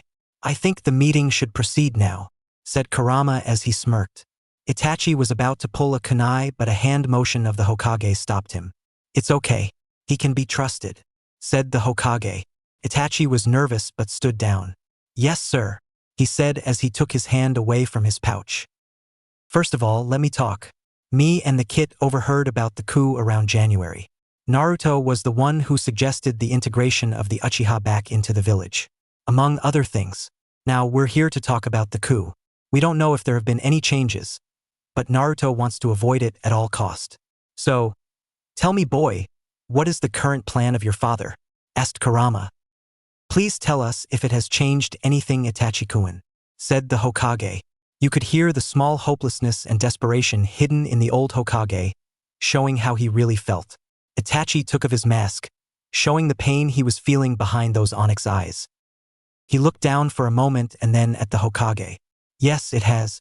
Not by a lot, but it has changed some things. Actually, most of the Uchiha women and girls with siblings and children are not willing to do the coup anymore. They do not want to die and leave their siblings and kids," said Itachi. "Is your mother included in that list of women?" asked Kurama. Itachi shook his head negative. "Sadly, my mother is neutral. However, there are a few men who also are against it now since they made friends outside the clan," said Itachi. "I see. So in the end, the coup still happening?" asked the Hokage. Itachi shook his head affirmative. Both Kurama and the Hokage sighed. "Bring Naruto out, please," said the Hokage as he rubbed his temples. Kurama nodded and closed his eyes. Naruto was listening to the conversation as he trained in his mindscape. So, when Kurama arrived, Naruto had looked at him and didn't need to hear Kurama say it. He only smiled sadly and nodded as he walked out to the real world once again. "I heard the problem, old man," said Naruto as soon as he opened his eyes. Itachi looked at Naruto with a poker face. Naruto looked at both of them and sat down. "Is there a way to possibly gather all those against the coup, Weasel-san?" asked Naruto. Itachi began to think, but he couldn't come up with anything quick enough. He shook his head negative. Naruto sighed. "Why are you guys making it complicated? Old man, there is a secret room inside the Hokage mountain. I know it's a training ground. Why don't we gather everybody against the coup to live there the day before the attack?" asked Naruto as he started swinging side to side while sitting in lotus position. The Hokage looked at Naruto and smiled. "Why and how are we going to do that, my boy?" asked the Hokage. Itachi was also curious and it showed. "Come on, really? Stealth and shadow clones. I can deliver a letter, but I need help in getting in. The security is getting tighter inside the compound whenever I visit Sasuke," said Naruto as he crossed his arms. "I see what you are trying to do, but if the security is getting tighter, then wouldn't it be difficult to escape to the training ground in the Hokage monument?" asked the Hokage. "Actually, there are hidden tunnels that lead to certain parts of the village, Hokage-sama/old man," said Itachi and Naruto at the same time. Both looked at each other and Sarutobi just chuckled. Itachi glared at Naruto. "Is that how you managed to escape your chases, Naruto-kun?" asked Itachi. Naruto's eyes widened, and he immediately scattered and ran behind the Hokage, hiding under his robes. "Don't kill me," Forget the past, said Naruto as he whimpered. The Hokage raised a brow towards Itachi, whose eyes narrowed. Naruto-kun, that prank was 5 days ago, said Itachi. Exactly 5 days ago. Ago meaning the past. We need to figure this out, then you can chase me, said Naruto as he glared at Itachi from under the Hokage robe. Kurama was laughing his ass off as he remembered that prank of putting itching powder into every piece of clothing in the Uchiha compound except for Sasuke, since Sasuke had helped him getting into the compound. After everything settled down, they started coming up with a plan. However, Itachi was nervous. Naruto and the Hokage noticed. What's bothering you, Itachi-kun? Asked the Hokage. My little brother. I don't know how to sneak him out, said Itachi as he tightened his fist. Naruto and the Hokage looked at each other. While my place is not as safe, it only gets attacked at certain times. I can invite Sasuke over and have him be with my clone as I help you, Weasel-san, replied Naruto. The Hokage smiled at him, but then his eyebrows furrowed. But Naruto, how will you be around helping hide people when you have a clone with Sasuke? Asked the Hokage. Henge, obviously, old man, said Naruto. Itachi looked at Naruto and then at the Hokage. They both said it at the same time. Show us your henge, and Naruto was confused but complied either way. Itachi activated his Sharingan, and once Naruto came out of the cloud of smoke, there was no illusion. There stood a perfect and solid copy of the third Hokage. Itachi got closer and grabbed Naruto's arm kind of tightly. He yelped in shock and a bit of pain as he tried pulling away. What are you doing, Weasel-san? Asked Naruto in the same voice as the Hokage. My boy, dispel the henge, said the Hokage. Naruto did. What is a henge? Asked the Hokage. Isn't it an illusion of sort? Asked Naruto confused. It is, but Naruto, you just did the contrary. You actually made a physical change, explained the Hokage. Hold on a minute, said Naruto as he went into his mindscape. Kurama, you know anything about this? Asked Naruto. Kurama yawned and chuckled. It's because my chakra is more potent and therefore have you more of a solid physical illusion, explained Kurama as he laid down on his paws. Thanks, replied Naruto. Once Naruto came back, he repeated what Kurama said and they both nodded. Naruto had told Itachi how he may be able to help, but otherwise it's up to him. After hearing the idea, the Hokage had immediately opposed, but Naruto had just smiled and grabbed both Itachi's and the Hokage's hand, one in each of his tiny hands. Everything will be fine. Believe it, said Naruto as he smiled. Naruto was going to help in the disposal of traitors. 2 months later. Tomorrow was the day that the coup was going to be launched. Naruto made around 100 clones and all of them did a different henge to look like Uchiha civilians and ninjas. Their plan was now in motion. Everybody for the coup was at a meeting while everybody against it were now being led through underground tunnels. They avoided places where the Naruto clone and Sasuke were. Transferring everyone was taking a lot of time, and as it was nearing nighttime, they had managed to get everybody into the training ground safe. Everybody against the coup were in the training ground. They had pillows and blankets set up and they were a lot. About 75% of the people there were women. 10% were men against the coup and the remainder 15% were children between the ages 9 to 12. Naruto, Itachi, and the Hokage made an agreement. There was going to be fighting but decided that Itachi would take the blame. Because during that meeting a letter had arrived from someone and Itachi needed to do an undercover mission. Naruto would keep in contact with Itachi once he settled in his new identity and gathered information as an undercover agent. Naruto hated it, but it had to be done. If he's already feeling guilty, he can't even imagine what Itachi feels. This is his family, his blood, no matter how distant. Naruto was lent an ANBU uniform. It was shrunk, but it belonged to Itachi. /N. Naruto is the tiny version of Itachi at the time of the massacre. The uniform consisted of the same as Itachi. He had a katana which he trained with Itachi during the 2-month span and wore a high-collar black shirt, black ANBU pants with a chest plate, metal forearm guards along with a blank mask with just 3 lines in each cheek. He wore ninja sandals with a bandage around his calf, wrapping the pants, and another bandage in his leg where he held his kunai and shuriken. He also had another in the back pocket. As soon as everything was quiet, they both leaped into the air. Naruto did a silent shadow clone and created about 20 without smoke. He took a deep breath and sent them their way. He checked a few houses himself and the houses were empty. Weasel, is everything clear? Over, said Naruto into his earpiece. Houses are empty. Over, replied Itachi. Same here. Over, replied Naruto as he inspected another area of the compound. The houses were empty, so they both met up at their destination. They nodded and headed to that meeting room. They masked their chakra completely and Kurama was now awake. Kurama scanned the surroundings for anything abnormal. When they approached the room, they saw everybody gathered there and still discussing their plan of action on which gate to cause a distraction in, and which gate to actually attack from. Naruto looked at Itachi, who nodded. All the other Narutos appeared and stood on both sides of the walls. Kurama scanned the chakra signatures and they were all real. Not a single one of the chakra signatures in the rooms were fake or clones.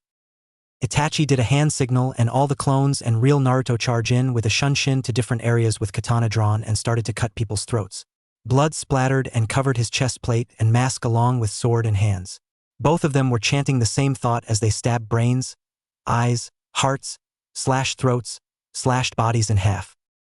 Traitors, guilty, coup, killer, murder, insubordination, families, Konoha, will of fire, peace, shinobi. This was their thoughts over and over as they killed together and supported each other's back. Itachi had activated his Sharingan when he and Naruto were about to kill the elders and Itachi's father. For acting against Konoha and for insubordination and rejection of the will of fire, you will pay your sins by being executed and disposed of, said Naruto as he shook away the blood from his katana, splattering the blood in an arc around his feet. The elders and Fugaku were trying to cast a genjutsu as they fought with kunais drawn on Naruto, but Kurama dispelled all and Itachi helped dispel the genjutsu that was being cast on both. They both attacked at the same time and the battle ended after an hour with both of them covered in blood from head to toe. Itachi held his father's head in his hand as bloody as it was. Naruto walked up to Itachi, who was looking at his father's head in his hand. He pushed Itachi's hand down and took away the head. Itachi was crying. He knew because of the smell of tears and the quiet sobs. A shinobi can't show emotions. What bull? Itachi-san, should I get rid of the eyes and burn their bodies? Asked Naruto as he took off his mask and Itachi's. Itachi nodded as he openly started crying. Naruto did the hand sign and summoned 100 clones. They all grabbed the kunai and shuriken from the floor and bodies and carefully sat next to the bodies, stabbed their eyes and plucked them out. They're not my family, and I don't even know them, so I can't really mourn for them. I do feel guilty, but they had it coming for their bad actions against Konoha as a whole. But I still think you have it worse, after all. They were your family no matter how distant. You did a great job, Itachi-san, said Naruto as he gathered the eyes of every corpse and burned them.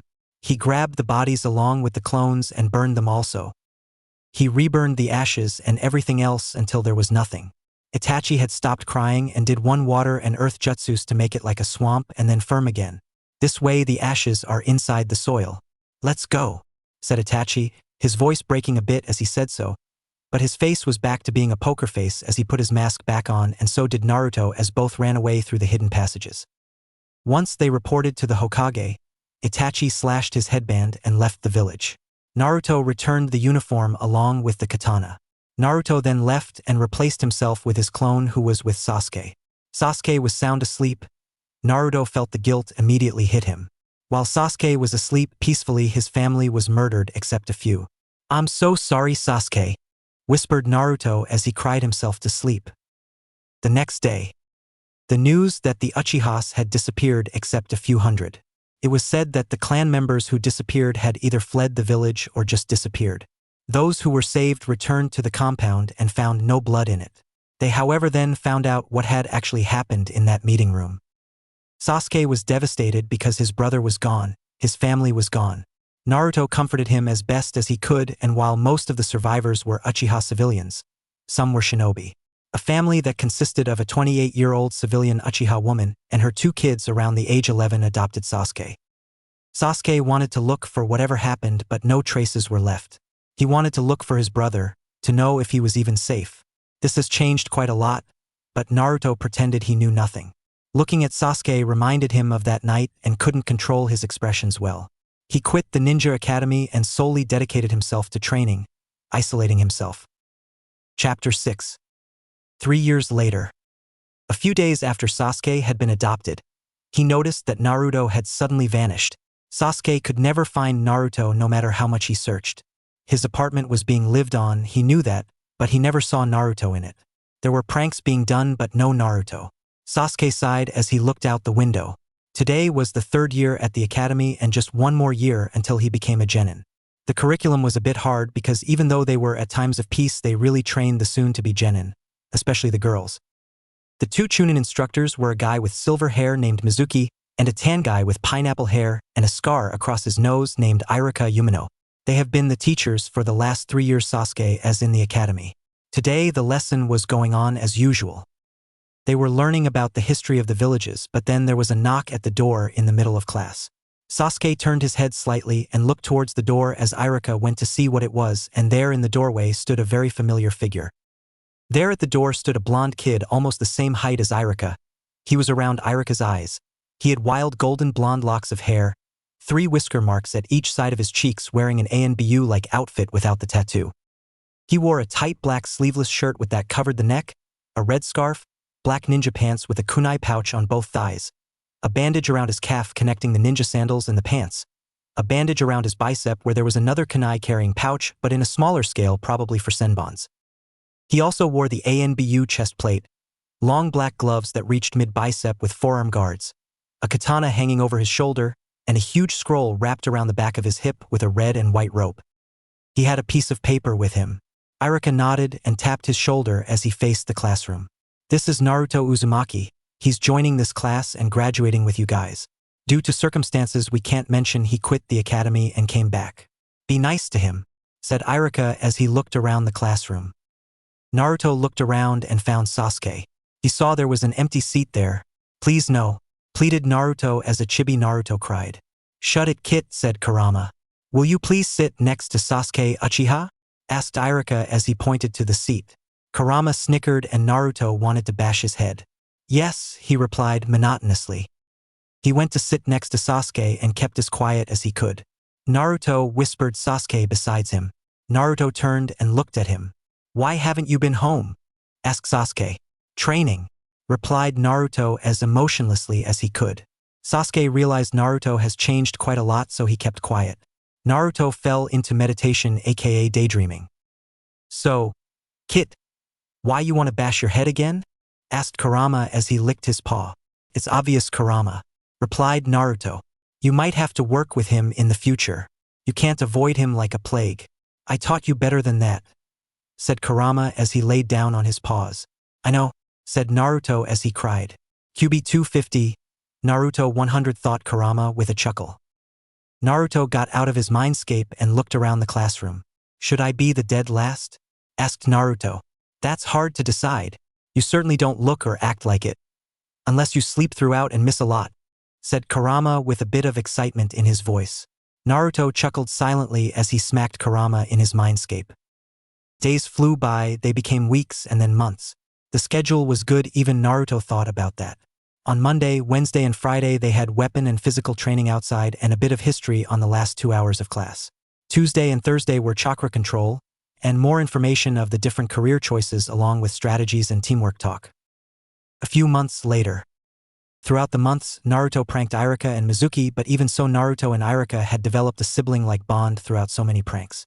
Irika was not lenient on Naruto, but after school he usually treated Naruto to ramen. It was now time to take the Genin test and graduate. Sasuke looked around and didn't see Naruto. Mostly everybody had passed through the span of hours. At the very end Naruto had come in sweating and panting. I'm sorry I'm late.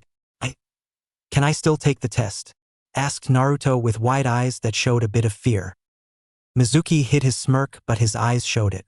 I'm sorry Naruto, but the test is almost over with. We were just finishing up, said Mizuki.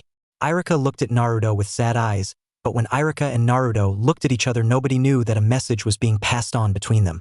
Naruto nodded and left with shoulders slumped. Irika cleared his throat and the test resumed. Sasuke, however, was pissed. Why wouldn't they let Naruto take the test? He was going to find out, but he needed to finish his test. Once the tests were done, everybody who passed had a headband they tied in different places. Sasuke tied it in his forehead. Once they went out of the academy, families gathered outside the gate. Sasuke looked around and saw Naruto sitting on the swing alone. He then heard it. The whispers. I heard he is the only one that failed. Good riddance. Imagine if he was a ninja. After all, he is dash. Sure. We're not allowed to talk about it, was what Sasuke heard. He saw Naruto bow his head even lower. He was about to walk up to him, but he saw one of his aunts. He sighed as he looked at Naruto. He knew he had to leave and so, left with his aunt. Once everybody had left, Naruto stayed on the swing. Why is the old man having me do this again? Asked Naruto with a sigh. To torture you just because of your age, trust? I don't know. Maybe just one. Replied Kurama. Kill me. I hate this act. Why do I have to hear these words again? Said Naruto, but soon became aware of a presence approaching him. He pretended he didn't know until he heard a twig snap. He looked up to see Mizuki standing there. Mizuki approached with a smile. Naruto, I was hoping to talk to you. I know you wanted to graduate and you deserve it, but we can't be lenient on any students. However, there is this extra test and I feel you deserve to take it, said Mizuki. Wow. He's not suspicious at all, right? Asked Naruto with a bit of sarcasm. Kurama chuckled and Naruto went along. Mizuki told him what he had to do and where to meet and at what time. Naruto listened attentively and once he was fully gone he went to the Hokage. He put up silencing seals and bowed to one knee. What is it, Naruto? Asked the Hokage. Naruto looked at the Hokage and smiled. One of the Chunin instructors is a traitor. He told me to steal the scroll of seals and meet him in the outer forest near a shed, said Naruto as he looked at the Hokage in the eye. I see. Do you want to go back to your old post or go as Naruto Uzumaki? Asked the Hokage. My old post is fine. He needs to be dealt with, replied Naruto coldly. My boy, do you really not want to be with your friend Sasuke? Asked the Hokage with sad eyes. Old man, I just can't face him. After what I did. If he found out, then he would kill me. And we wouldn't even be able to be acquaintances after that. I know you prohibited the other Uchihas about mentioning the coup, but it doesn't change that I helped kill them, said Naruto with a heavy sigh. But he was your first friend aside from Kurama, and then met Gaara, said the Hokage. Naruto grimaced and nodded. Fine, you both are against me on this. I'll give it a try. Anyways, I'll be making a fake copy and a heavy henge, said Naruto as he henged the scroll of seals into a book and put it on the shelf. He made an empty notebook into the scroll of seals and left. A few hours later. Everything went according to plan. He had his ANBU mask from that time, his tattoo showed, and he made a clone that pretended to be looking at the scroll. The alarm went off about an hour later. Irika found him in less than 2 hours after he was called due to the alarm. And while he and his clone were bickering, he looked for Mizuki. Once Naruto mentioned Mizuki telling him this, he saw Mizuki attack with several kunai. The real Naruto drew his katana, jumped down and deflected all the kunais.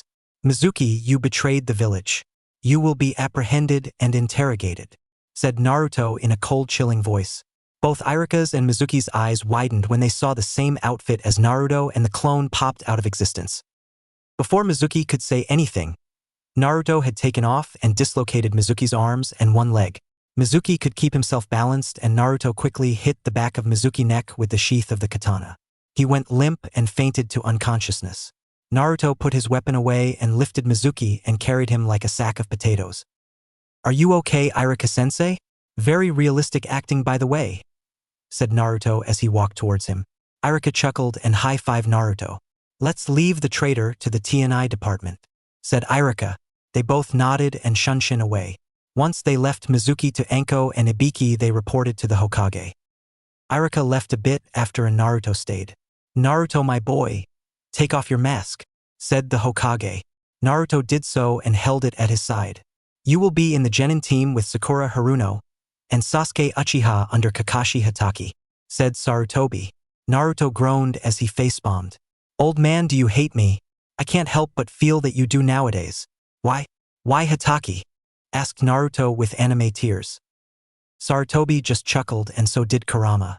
Well, for one, you still haven't told me how to get rid of my #1 enemy, also known as paperwork. The other is, because it's fun, replied the Hokage, making Kurama snicker at Naruto's misfortune. You can suffer a bit more than old man, replied Naruto as he stuck out his tongue.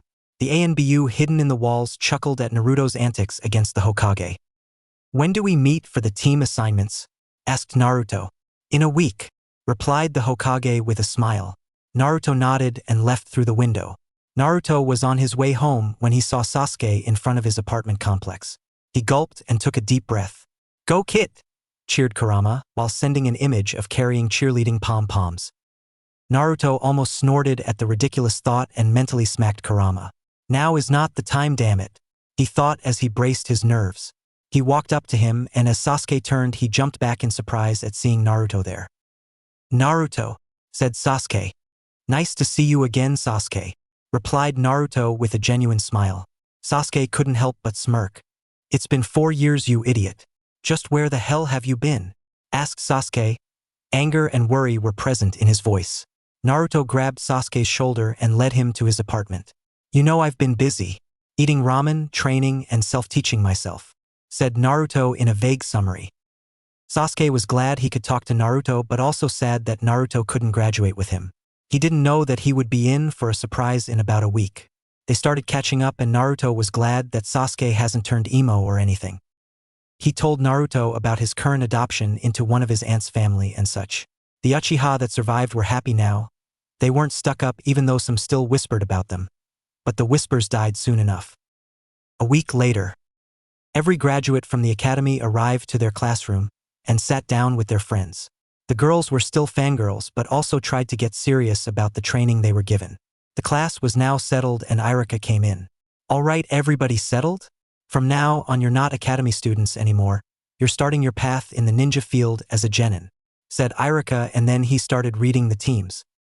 Once he got to Team 6, he immediately skipped and went to Team number 8. Team 8 is Hinata Hyuga, Shino Aburame, and Kiba Inuzuka. Your sensei is Kurenai Yuhi. Team 9 is still in rotation from last year.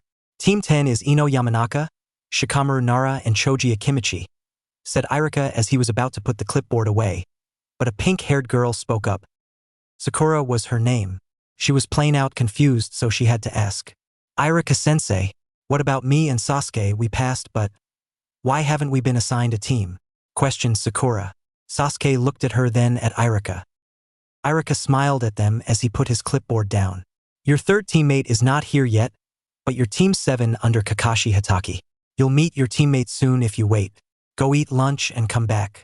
Your sensei will pick you up soon," he said as he left. 1 hour later, everybody was done with their lunch, and slowly but surely each team came to be picked up by their teacher. It was now just Team 7, 8, and 10 in the classroom. A few minutes passed, and the door opened, revealing a woman with black hair, red eyes, and a tight bandage-like dress, along with a tan guy that had a beard and a cigarette in his mouth. He closed the door behind them. "Team 8, come with me," said the woman with black hair, and the guy was about to speak until a voice spoke and opened the door. "Geez, Asuma-san, you could have waited for me and leave the door open," said a very familiar voice to all 3 teams. There in the doorway stood Naruto in his usual attire, but he had a leaf headband on his forehead. "Hey guys," saluted Naruto with a mock wave and a huge smile on his face. Chapter 7. "Naruto, what are you doing here? You didn't graduate," exclaimed Kiba. "Certain circumstances let me graduate, Kiba," said Naruto, and then he turned to Asuma. "And you told me you would help me, Asuma-san," said Naruto as he narrowed his eyes at him. Asuma rubbed the back of his head. "Hey, don't look at me like that. You can lead them there, geez, Naruto," said Asuma. Everybody raised their eyebrow. "Team 7, meaning Sakura and Sasuke, you come with me. I know where to find our sensei, let's go," said Naruto as he walked out. Sakura was about to say something but saw Sasuke following Naruto immediately, so she followed after them. Meanwhile, Team 8 and 10 went with their respective sensei. Sasuke and Sakura tried their best to follow Naruto, but he kept turning at random alleyways. But they didn't know it was a shortcut to the training ground. In less than 10 minutes they arrived at Training Ground 7, and there in front of a memorial stone stood a guy with a jounin jacket and gravity-defying gray hair. Sakura and Sasuke looked at the guy and stood at a distance. Sakura was about to reprimand Naruto, but Naruto was already beside the man. "Hey Kakashi-san, I mean sensei, paying respect to teammates," asked Naruto as he too closed his eyes and paid his respects in front of the stone. "You're in my team, Naruto?" asked Kakashi. "Yup, believe it. Sakura and Sasuke are too. They're over there. I know you take a while, so I'm going to be in charge of bringing either you or the team to you," said Naruto. "That's if you pass," replied Kakashi. "We will. Don't get mad if I ruin your test," said Naruto as he finished paying his respects and walked towards Sakura and Sasuke and grabbed their wrist and pulled them towards Kakashi. Fine. Sit down. Let's get to know each other. Name, likes, dislikes, hobbies and dreams, said Kakashi in that lazy voice of his. Naruto rolled his eyes but smiled. Why don't you go first, Kakashi-sensei, said Naruto with a smile. The other members smiled and nodded. Well, more like Sakura smiled along with Naruto and Sasuke stayed serious. All right, my name is Kakashi Hatake. Likes is not of your business. Dislikes are not of your business. Hobbies, I can't tell you that. Dreams, never thought about it, replied Kakashi. Naruto laughed and stood next to Kakashi. Kakashi glared at Naruto and was about to cover his mouth with his hand, but Naruto avoided it. My name is Kakashi Hatake. My likes are reading Ika novels, my Ninken, eggplant miso soup, hanging out with comrades.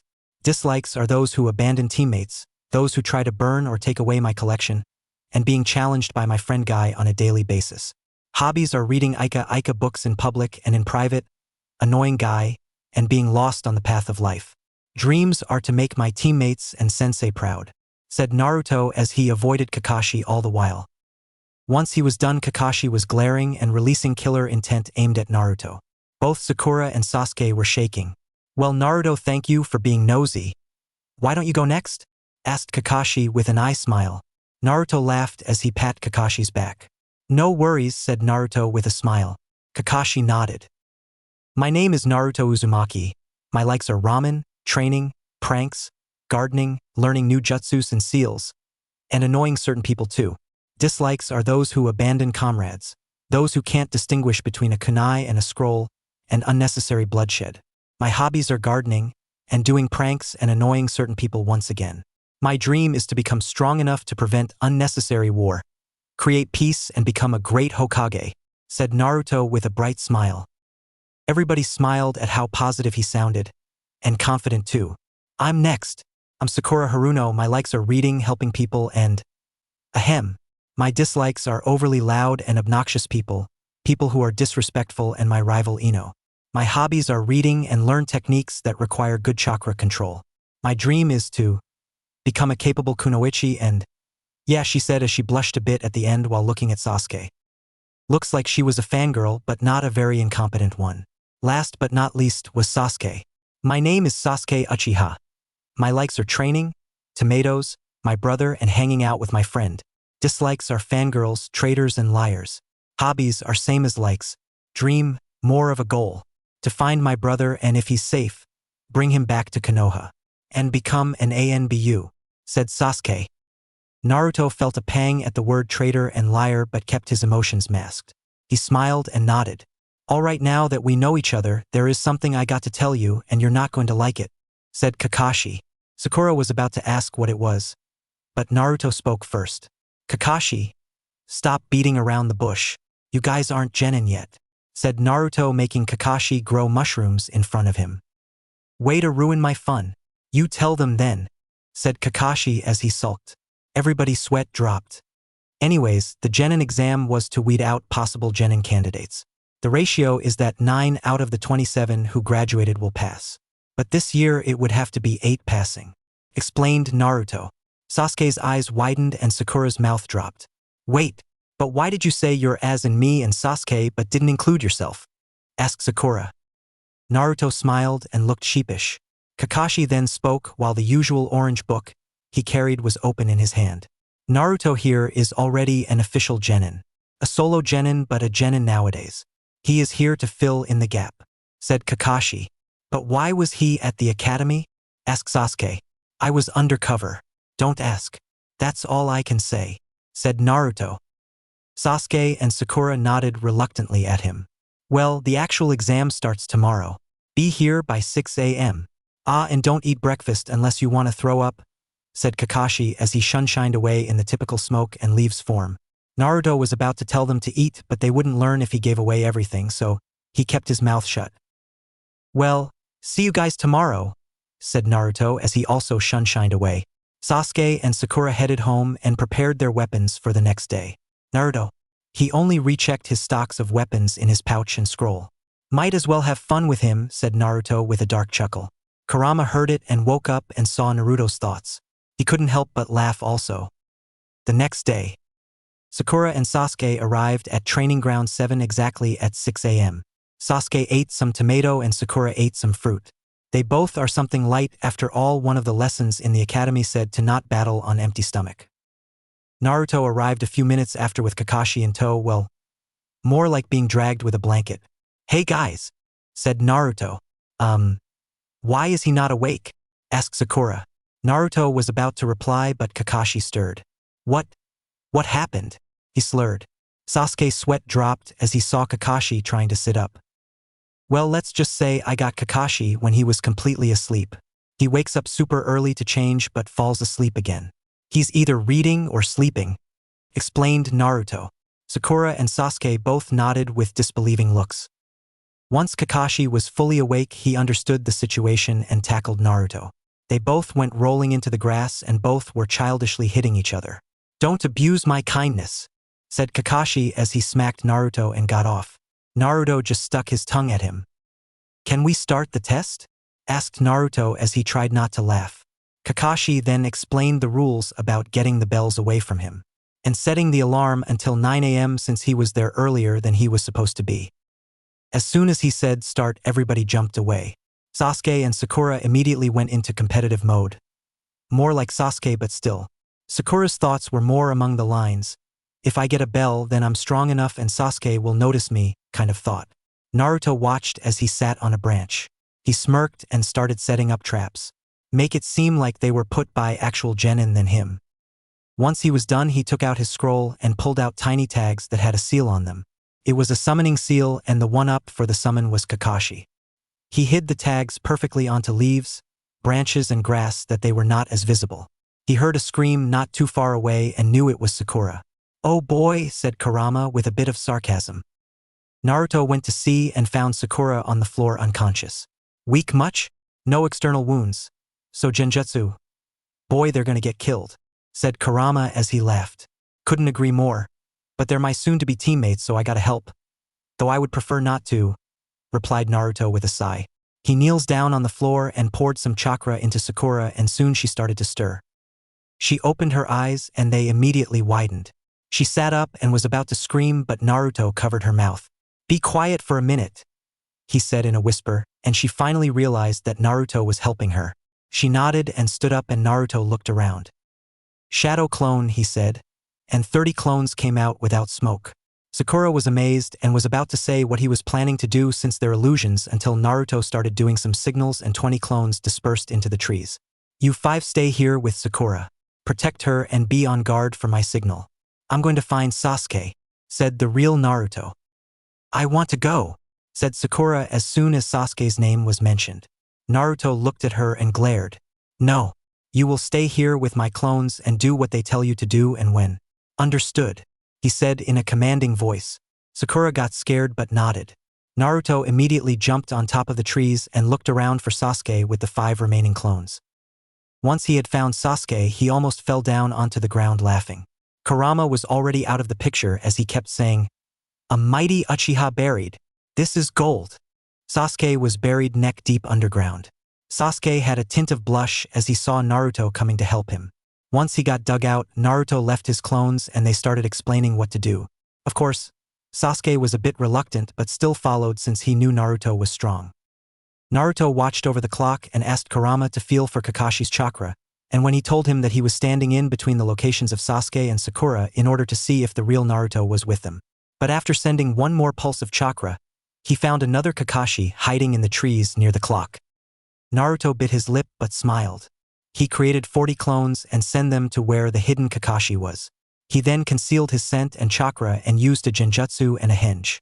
He went to the clock and switched the time to 12 p.m. exact. He then immediately left. Everybody took turns at different intervals and this continued until 11 a.m. Once the clock hit 11, they launched their attack. Kakashi was in the middle of the clearing. Naruto came from above the trees, Sakura from Kakashi's left and Sasuke from Kakashi's right. Kakashi was ready to grab Sasuke and Sakura and avoid Naruto, but that didn't work. Naruto made about 100 clones, Sasuke and Sakura did about 5, and they all started throwing kunai, shuriken and senbon, slowly making Kakashi back up into the trees to block the artilleries.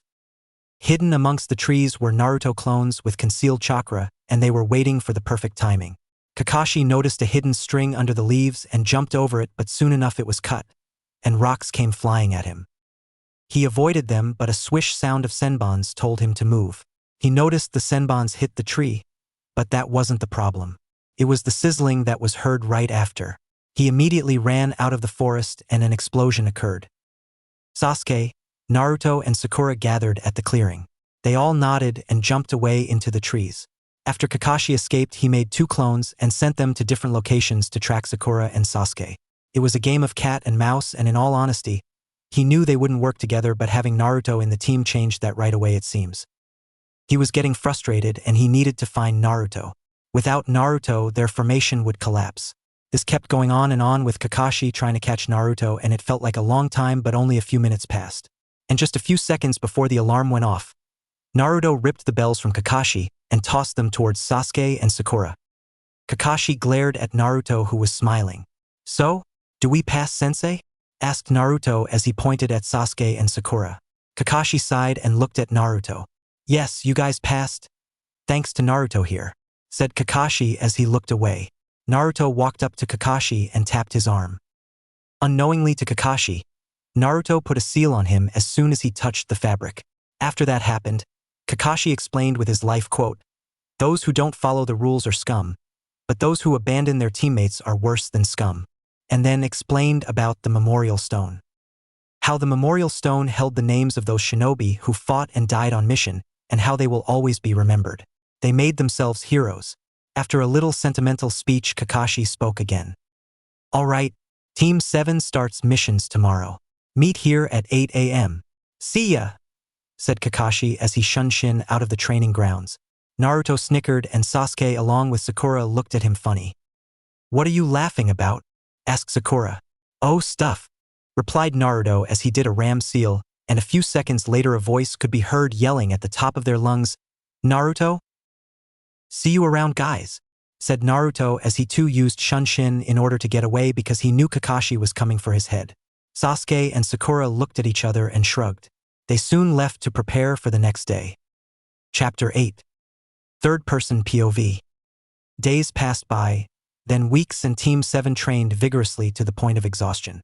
Usually that meant training as early as 7 a.m. in the morning, with Kakashi being dragged by Naruto or Naruto asking a weird bushy-brow sensei wearing a green spandex named Guy wake Kakashi up or take him to the training ground. Of course, part of the deal was Naruto helping in spars with Guy's students. Training usually lasted until 8 or 9 p.m. at night and was when Sasuke and Sakura had to go home. Naruto stayed a few more hours afterwards.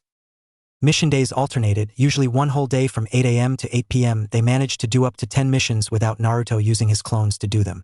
They obviously did several D-rank missions and were mad. While Sakura was mad whenever they had the Catching Tora mission, the demon hellspawn of terror. She had been scratched so many times she almost killed the cat once. Overall, their skill repertoire also increased. Sakura now knew a lot of medical jutsus but also had some earth-type jutsus from rank E to rank C. She still had lower chakra reserves but big enough to cast at least a good 3 big ninjutsu and use the rest on healing jutsus. Sasuke already knew a fire technique, but he also had lightning affinity surprisingly, and so Sasuke had started elemental training for both fire and lighting and managed to learn about 5 jutsus in both lighting and fire. Naruto had at least 20 wind jutsus and about 10 water jutsus thanks to his big chakra reserves and Kurama training him since young. He could have more in his arsenal, but he was perfecting them to the point he didn't need that many hand signs to do them. The good thing was that the team trained their chakra control and did several mock spars in the water and trees. Sakura and Sasuke struggled, but they got the hang of it after a while.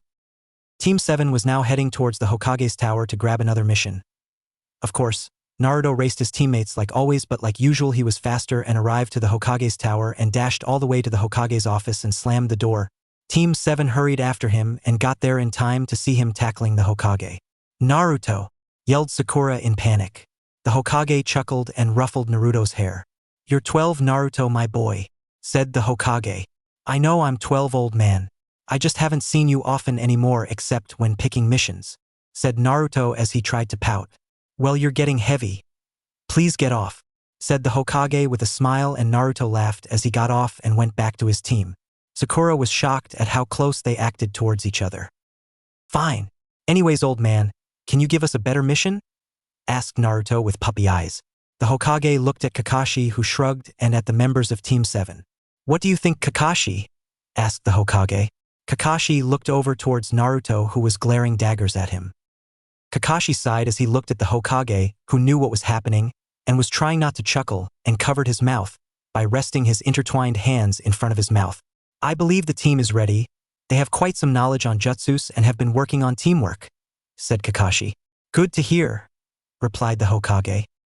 But Hokage-sama, they barely graduated not too long ago, said Irika from the desk near the entrance. They're not your students anymore, Irika, replied Kakashi. Irika glared at him, and Naruto walked up to Irika and whispered something in his ear. Irika's eyes widened and looked at Naruto with a poker face. You better do a good job then, said Irika as he went to sit back at his desk again. Sasuke and Sakura stared at Naruto in shock because of how quick he convinced Irika. If everything is settled, then Irika-kun, please bring in the client, said the Hokage. Irika nodded and went to get the scroll and the client. A few minutes later, a man wearing a straw hat and a black shirt with some khaki pants holding a sake bottle. He was about to say something until he saw Naruto standing there, but Naruto immediately and discreetly signaled him to keep quiet by putting his index finger over his lips. Tazuna immediately got it and acted. Ha! These are going to be my bodyguards? They're so small and they certainly don't look like they could kill a fly, said Tazuna. Naruto wanted to facepalm so bad right there and then. That didn't stop Kurama on doing it for him and also laughing his ass off. These are my students and I can assure you they are reliable. Of course, I am a jounin, so you will be safe, said Kakashi. Naruto almost rolled his eyes, but once the meeting and details were exchanged, they all left to get their stuff and get ready for the trip. Of course, Naruto went to find Tazuna, and once he did, he knocked on the hotel door he was staying at. Tazuna opened it and saw Naruto. Yo Chibi, how'd you been? Asked Tazuna, his breath stunk of sake. Please don't drink too much and refrain on talking to me, Tazuna-san. I just came here to tell you not to slip any information about us knowing each other, said Naruto with a sigh. All right, will do, said Tazuna with an uncaring hand wave. See you later, Tazuna-san, said Naruto as he shunshined out and went back to his apartment. A few hours later, Team 7 met up at the gate and they had started walking. Of course, nobody would suspect Kakashi to be alert while reading the orange book he always carries, and Naruto knew that he was in full alert. Naruto discreetly looked around and soon enough came upon a puddle of water in the ground. It hasn't rained in weeks, thought Naruto as he unsealed a kunai from inside his sleeve. Naruto suddenly vanished, and two ninjas jumped at Kakashi, shredding him into pieces. Sasuke immediately started attacking and Sakura got into a defense position in front of Tazuna. One down, spoke one of the ninjas as the other started defending himself against Sasuke. Sasuke cut off their chain, and when one of the two ninjas headed straight for Sakura, a voice stopped him. What do you think you're doing? Meizu, said a dangerous voice laced with killing intent. The other brother also stopped. Everybody stopped moving. They both gathered and stood by each other as they simultaneously bowed. We're sorry, they said at the same time. Out of the shadows stood Naruto with a katana. Where the hell is he? Yelled Naruto. The brothers trembled in fear as they did some signs which nobody on Team 7 understood except Naruto. I see. Go and tell him that I don't want to see him, said Naruto. The brothers nodded and left immediately. Soon after, Kakashi stepped out of the trees. Well, that went well. Care to explain, Naruto? Asked Kakashi. Well, you see, that's a secret, replied Naruto as he started walking up ahead. Kakashi was trying not to glare, but he knew he would have to get the information out of him soon by the time they're finished protecting the bridge builder or by the time they reach Konoha. As they kept walking, they took the boat and Tazuna explained the real situation as to why he was attacked by ninjas, and Team 7 decided to stick around and help the man. A few minutes later, they arrived towards the shore after the quiet ride, but something felt off. Naruto got down first and looked at Kakashi. Kakashi was giving him a questioning look, but Naruto mouthed something. I'll be right back, and immediately vanished. Kakashi sighed and helped everybody get off the boat, but metal clashing immediately caught his attention, and everybody immediately started running towards the location only to find Naruto being given a noogie by the infamous demon of the mist. Of course, Naruto was not enjoying it. In fact, he was struggling out of his grip by flailing around and growling. When everybody arrived, they could only stare in awe at how happy a missing nin looked when messing with Naruto. "Let me go, damn it!" yelled Naruto as he tried elbowing the demon of the mist, also known as Zabuza Momochi. "Naruto, explain this right now," said Kakashi with danger lacing his voice. Zabuza stood up at full height and put his arm around Naruto as he whispered something. Naruto smiled and looked at Kakashi. "I did not want to repeat myself, so I waited. But to put it simply, I was out of the village for a while and met the demon brothers and Zabuza. I also got trained by him for a brief amount of time," said Naruto. Kakashi looked at Naruto with an unbelievable look and Naruto sighed. "You can ask the old man. He obviously knows about this if you are doubting me," replied Naruto. Kakashi looked uncertain but couldn't help but sigh as he nodded, and then they all started heading for Tezuna's house except for Zabuza and Naruto. "Aren't you coming with us, Naruto?" asked Kakashi as he looked over his shoulder. "No, I need to talk to Kao-san over here," replied Naruto, only to get smacked in the head by Zabuza. "Who the hell are you calling Kao-san? You damn brat," he said as he left the area, like he was sulking. Kakashi looked at Naruto and said, "If anything happens, you know what to do," said Kakashi, and so they left. Naruto walked towards the trees and Zabuza stood upside down on a branch. "Get down here. Tell me about what's happening," said Naruto. And so Zabuza started telling him about how he works for Gato and how his mission was to kill the bridge builder, but of course, the plans changed once he found out Naruto was protecting the target thanks to the demon brothers. Naruto wasn't happy, and he let out some killer intent slip out. "He will so get his punishment," said Naruto, his eyes flickering red for a second before going back to blue. Zabuza knew he had to keep quiet since he knew Naruto was stronger than he looks. After all, he did train him for a few months a few years ago, meaning that he got stronger during the time they hadn't seen each other. So, they decided to play along and betray Gato at the end of the so-called mission. Of course, to make it believable, Naruto told Zabuza he had to be injured to gain some extra time. Zabuza held back a groan but still grabbed his sword. He got into a defensive stand and Naruto took out his katana. Naruto immediately dashed at Zabuza and slashed at the air as Zabuza jumped. Zabuza swung his huge sword in a downward slash, and when it hit nothing but the soil, he swung it sideways to his left. The sword clashed against the katana and at the same time pushed more strength into their respective swords. They both dashed towards the water and started fighting, jumping, tumbling through the water as they controlled their chakra to cushion their fall and keep their balance in the rolling waves of the water. Naruto and Zabuza put away their swords and started doing hand signs. Suetun, Suiho no Jutsu, water release, water cannon technique. They both said in sync as a powerful beam of boiling water shot out of their mouth and clashed against each other. Zabuza immediate cast the Kirigakure no Jutsu, hidden mist technique, and jumped up in the air as he made more seals. Naruto cast Kiri Shikaku no Jutsu, mist vision technique, which allowed him to see inside the mist. He was listening for sounds, but he quickly hid his chakra and made several shadow clones. Both had clashing techniques for a few minutes, and Zabuza was a bit past half of his reserves while Naruto still had more than half. With Naruto clones surrounding Zabuza, some made wind jutsus and some did water jutsus, and while Zabuza managed to block most if not all of them, he still got hit by the hot boiling water cannonball. Once Zabuza was somewhat beaten up, Naruto helped him to the shore and made some shallow cuts in his skin. "Do your job, Zabuza. I'll be doing mine on my side," said Naruto as he whistled. A hunter Nin from the mist appeared and was about to take Zabuza away, but Zabuza spoke before he left. "Don't speak out too many details, brat," and left with the hunter Nin. Naruto smirked at him. "I can't promise that, but I'll try," replied Naruto to the emptiness that now surrounded him. He started walking away from where he was and started sensing his teammates' chakra location. When he found it, he started heading there at his pace. He knew they had arrived to Tezuna's house and headed there. Along the way, he saw a lot of the people starving, and honestly it broke his heart, especially since everybody was lively when he had come here at one point. He put his hand on the side of his hip and unsealed his fox mask. He had two different ones, one for his unofficial missions and the other was for when he killed just because. He sighed as he took a detour and started walking towards the town as he put his mask on. Adults who were on the street recognized the mask and were about to approach Naruto, but he made sh motion with his hand and approached the hungry kids. He smiled behind his mask as the kids started to gather around him in curiosity. He took his scroll from his hip and put it on the ground as he opened it. He bit his finger and slid his bloodied thumb over the seal. A poof of smoke appeared, and in the top of the whole scroll was a huge plate of fruits, meat and candy. The kids looked at Naruto, and hunger clearly visible in their eyes. Naruto looked at the adults and motioned for them to come over.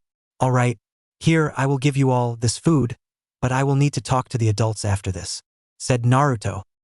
The adults looked at each other and nodded. Everybody started cooking the food and eating as if it was their last meal. Honestly, that was Naruto's food for the year, but he was willing to give it to the people of Wave and felt happy he could help. Once they were done, the adults gathered, and Naruto started asking them about what they have around the town, like the animals and plants and any information about Gato. Of course, everybody willingly gave information to their savior.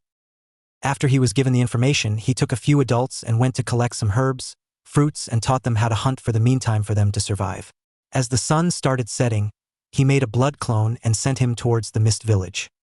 He started running back to Tezuna's house and took off his mask and sealed it into his pouch on his hip. Once he arrived, he was out of breath. Well, more like he acted like he was out of breath. He heard yelling from a children's voice. He approached the door and stood behind the frame. "Why are you guys even trying? You guys can't defeat Gato. So give up and go back to where you came from," yelled the boy. Naruto tilted his head since he thought he heard that voice somewhere. "Inari, that's rude," yelled another female's voice, a mature one. Naruto almost gasped as the name registered on his head. "Why should we?" asked another female voice who Naruto recognized as Sakura. "Because you will all just die. Only idiots are so willing to sacrifice themselves for nothing. You guys can't be heroes," yelled Inari. Naruto quickly ran to a distance away and ran into the room. "I'm back," said Naruto as he smiled tiredly. Everybody stared at him, even his team with wide eyes. "Well, that took a while," said Kakashi. "Yeah, time dragged on," said Naruto with a goofy smile. They all shook their head, and that's when Naruto noticed Inari there staring at him in hidden contempt and confusion at the same time. Naruto smiled and approached the table and sat down. "Hello, I'm Tsunami," said the young woman who Naruto already knew, but it looked like she knew not to act familiar with him, so he smiled and nodded. "I'm Naruto Uzumaki. Nice to meet ya, believe it," he said. He sat down next to Sasuke and said thanks for the food as he started eating. Inari had left the room in silence and Naruto looked up. "What happened?" he asked. Tezuna looked at Naruto, and even though Naruto was pretending to be dumb, he saw that Tezuna was actually sad. The woman, Tsunami, then told them how Inari's father figure died thanks to Gato. Naruto tried not to clench his fists since he wasn't supposed to know about the family, but he needed to contact Zabuza again and soon. Naruto was about to head outside when a hand grabbed his shoulder. He turned around so fast he almost got a whiplash. There stood Kakashi with an understanding eye, but at the same time, they were stern. "We need to talk, Naruto," said Kakashi. Naruto looked away but nodded. "Not here though," he said as he slightly pointed to a direction not too far from them where Sasuke and Sakura were hiding and listening to them. Kakashi understood, and they both shunshined to an area farther away. They were near the bridge, and Naruto looked at Kakashi. "I can tell you some things, but others are secret, and well, they will take away my fun," said Naruto. Kakashi stared at Naruto unamused. "Will it satisfy you if I said I am not a genin?" asked Naruto. "I already know that, thank you very much," replied Kakashi with a small glare. Naruto shrugged as he looked away. "Ninjas have to keep secrets, you know," said Naruto in defense. "That is when they are being interrogated," replied Kakashi. "Am I not being interrogated right now, Kakashi?" asked Naruto as he looked at Kakashi. Naruto enjoyed the startled look on Kakashi's eyes. Even Kurama snickered. "What I mean is interrogation to know about the village, not personal life. Also, it will hinder the mission if things are kept secret," said Kakashi. "No, they won't. What nobody knows can't harm Kakashi. I mean, look at you. You hide a lot and nobody says anything. So why should I? Let's just say you don't have to worry about enemies for a while, yes? Leave it at that," said Naruto as he started leaving, but Kakashi grabbed him. "Naruto, I'm serious," he said. "So am I. Just worry about the mission, Hatake. You should trust more on your teammates, no?" said Naruto as he jumped into the trees. Kakashi sighed as he rubbed his neck. "Just what are you planning, Naruto?" thought Kakashi as he headed back to Tezuna's house. "You okay there, Kit?" asked Kurama with a worried tone. "I'm fine, Kurama. It's just tough not being able to tell," Kakashi thought Naruto. He sat on a tree branch and started meditating. He arrived at the mindscape and saw Kurama sitting by the pond in his human form. Naruto walked up to him and sat next to him. Kurama's eyes slowly went towards Naruto without turning his head. "I think you should tell that Hatake brat that he already worked with you long ago," said Kurama. "I think he already knows. But hiding my plans and connections will get harder from here on out," said Naruto, who couldn't help his shoulders from dropping forward. Kurama looked at Naruto and cleared his throat as he slung his arm over Naruto's shoulders and brought him closer. With that same arm that was wrapped near his neck, he raised his hand and pet Naruto softly. Naruto's eyes widened but didn't try to move. He did look up and saw Kurama looking away with a tint of blush. Naruto couldn't help the small smile that appeared on his lips. "It's okay, Kit. I think that even if something happens, it was meant to happen. You can't keep secrets forever," said Kurama. Naruto nodded and Kurama looked at Naruto. "Kurama, can I?" said Naruto, only to get interrupted by Kurama shushing him. "Someone is outside, Kit. It's not Kakashi," said Kurama with a tone that spoke all seriousness. Naruto nodded and stood up as he immediately left the mindscape. Kurama sighed as he tried to fight his blush. "Thank Kami," someone interrupted from the outside, thought Kurama as he slumped forward. Naruto, on the other hand, was back into the forest. He felt the foreign chakra, but it seemed familiar. He looked around until he saw a crow. His eyes widened as the crow came and flew at him, but turned into a human just right before it landed on the ground a few feet away from Naruto. Naruto's heart was racing with nervousness. The feathers dispersed and there stood a tall man. A man who had a slashed Konoha headband, long silky black hair tied in a low ponytail that was hidden under the black cloak with red clouds. "Itachi, what are you doing here?" asked Naruto. "Good to see you too, Naruto," replied Itachi with eyes that showed sympathy. Chapter 9. "Nice to see you too, Naruto," said Itachi as his eyes showed sympathy. Naruto's body tensed, and he started looking around.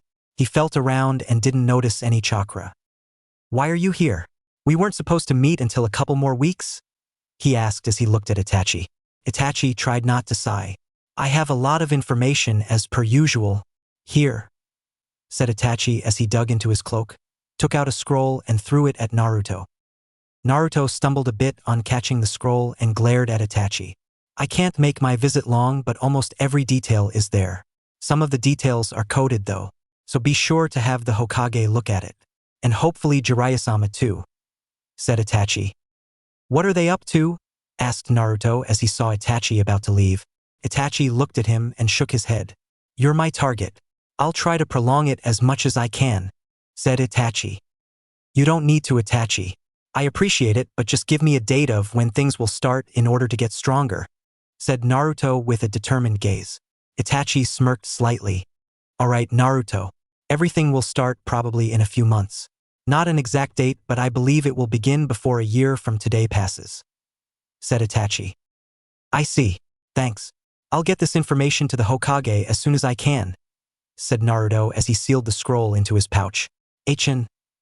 "Good luck, Naruto," said Itachi as he vanished in a flock of black feathers. Naruto looked at the feathers and shook his head.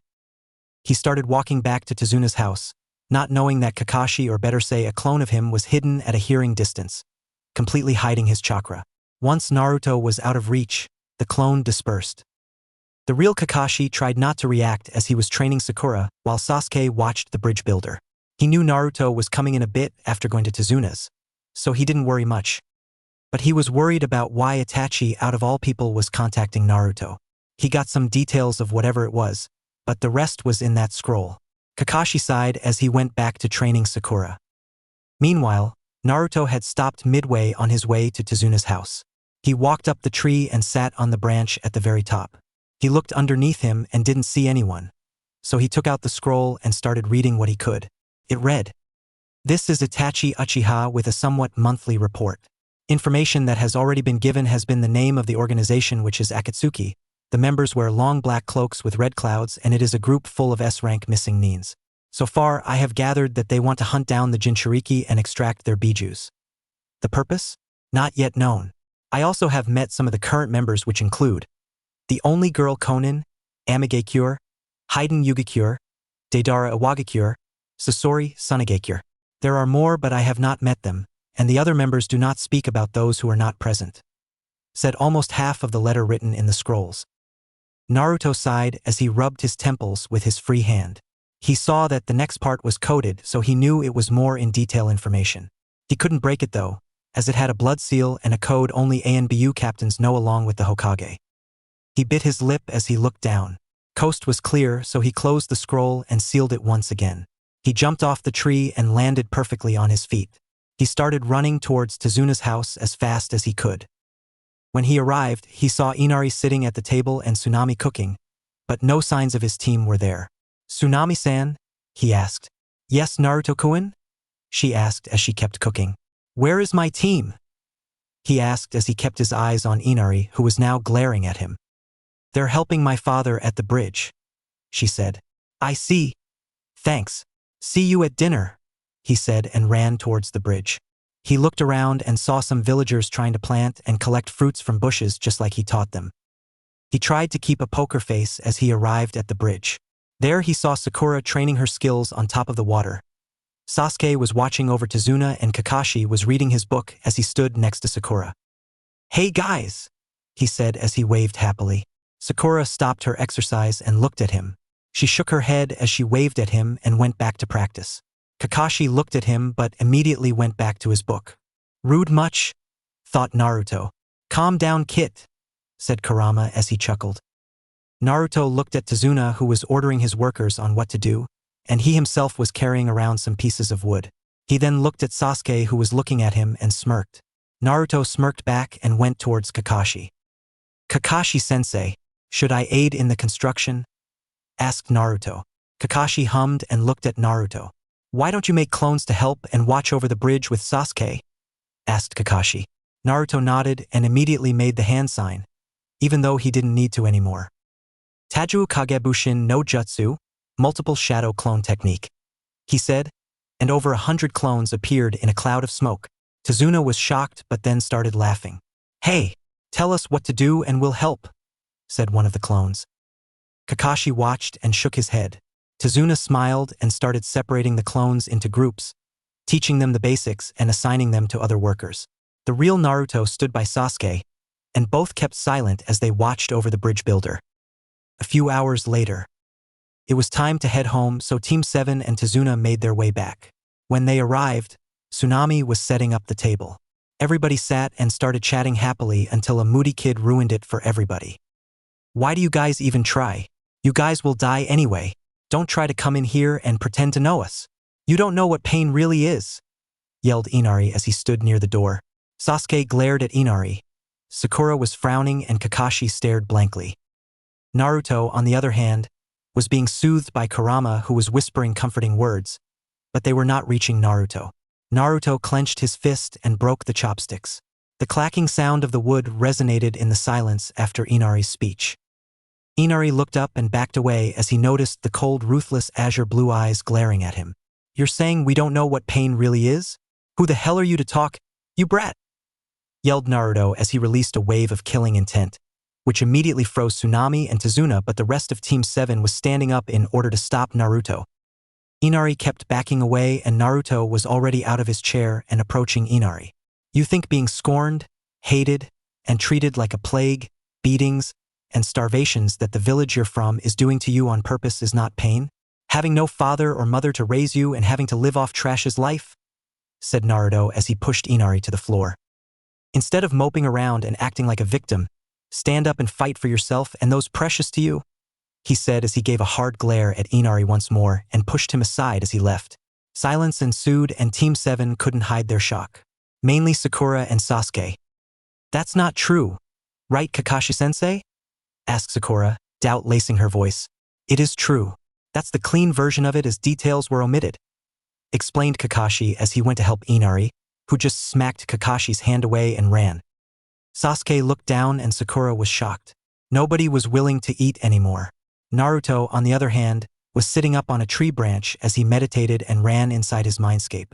He had started ranting and yelling furiously while Kurama just watched. "It is becoming harder to control his outbursts," thought Kurama with a sweat drop. He watched Naruto for a few seconds until he had enough of his yelling. He transformed into his human form. Naruto was flailing his arms as he ranted about Inari and about Gato, over how one is so childish and insensitive, and the other is so rotten and fucked up in the head. Kurama sighed as he approached stealthily towards Naruto and put one of his arms on Naruto's shoulder, snaking around and ending almost at his waist, and the other was wrapped tightly around Naruto's waist. Naruto stopped talking and his body froze as he felt the arms around him. What? Said Naruto, completely confused. His eyes were wide, and he was completely perplexed. Kurama chuckled behind Naruto, sending his breathing towards Naruto's neck, making him shiver. Naruto started to awkwardly move around, trying to free himself, but Kurama held a tight grip. Kurama, let me go, please? Asked Naruto in a bit of a whisper. Kurama looked up slightly and saw how nervous Naruto was, to the point that the tips of his ears were getting red and kept getting darker as the seconds went by. Don't want to. You weren't listening to me when I wanted you to calm down, replied Kurama as he nuzzled slightly into the back of Naruto's neck. Naruto shivered and struggled a bit more fiercely. Kurama, stop. Kurama, yelled Naruto. A bit of panic could be heard in his voice. Kurama glared but let go of Naruto, letting him fall to the floor. Naruto looked up and saw the hurt in Kurama's eyes. He was going to say something, but Kurama closed his eyes and walked away. Naruto sighed as he shakily stood up in his mindscape. The image of Kurama just leaving and watching him go hurt enough as it was. He shook his head and left his mindscape. He wouldn't chase after Kurama. Sometimes he needed space, but it has been going on like this for a few times every so often. I can't worry too much about Kurama right now. I have to do this mission first and foremost, thought Naruto as he sighed and headed back to Tezuna's house. A week later, several clones had been helping around and the bridge was almost done building when mist started to roll into the bridge. The real Naruto was asleep, and Kurama sensed some presence approaching.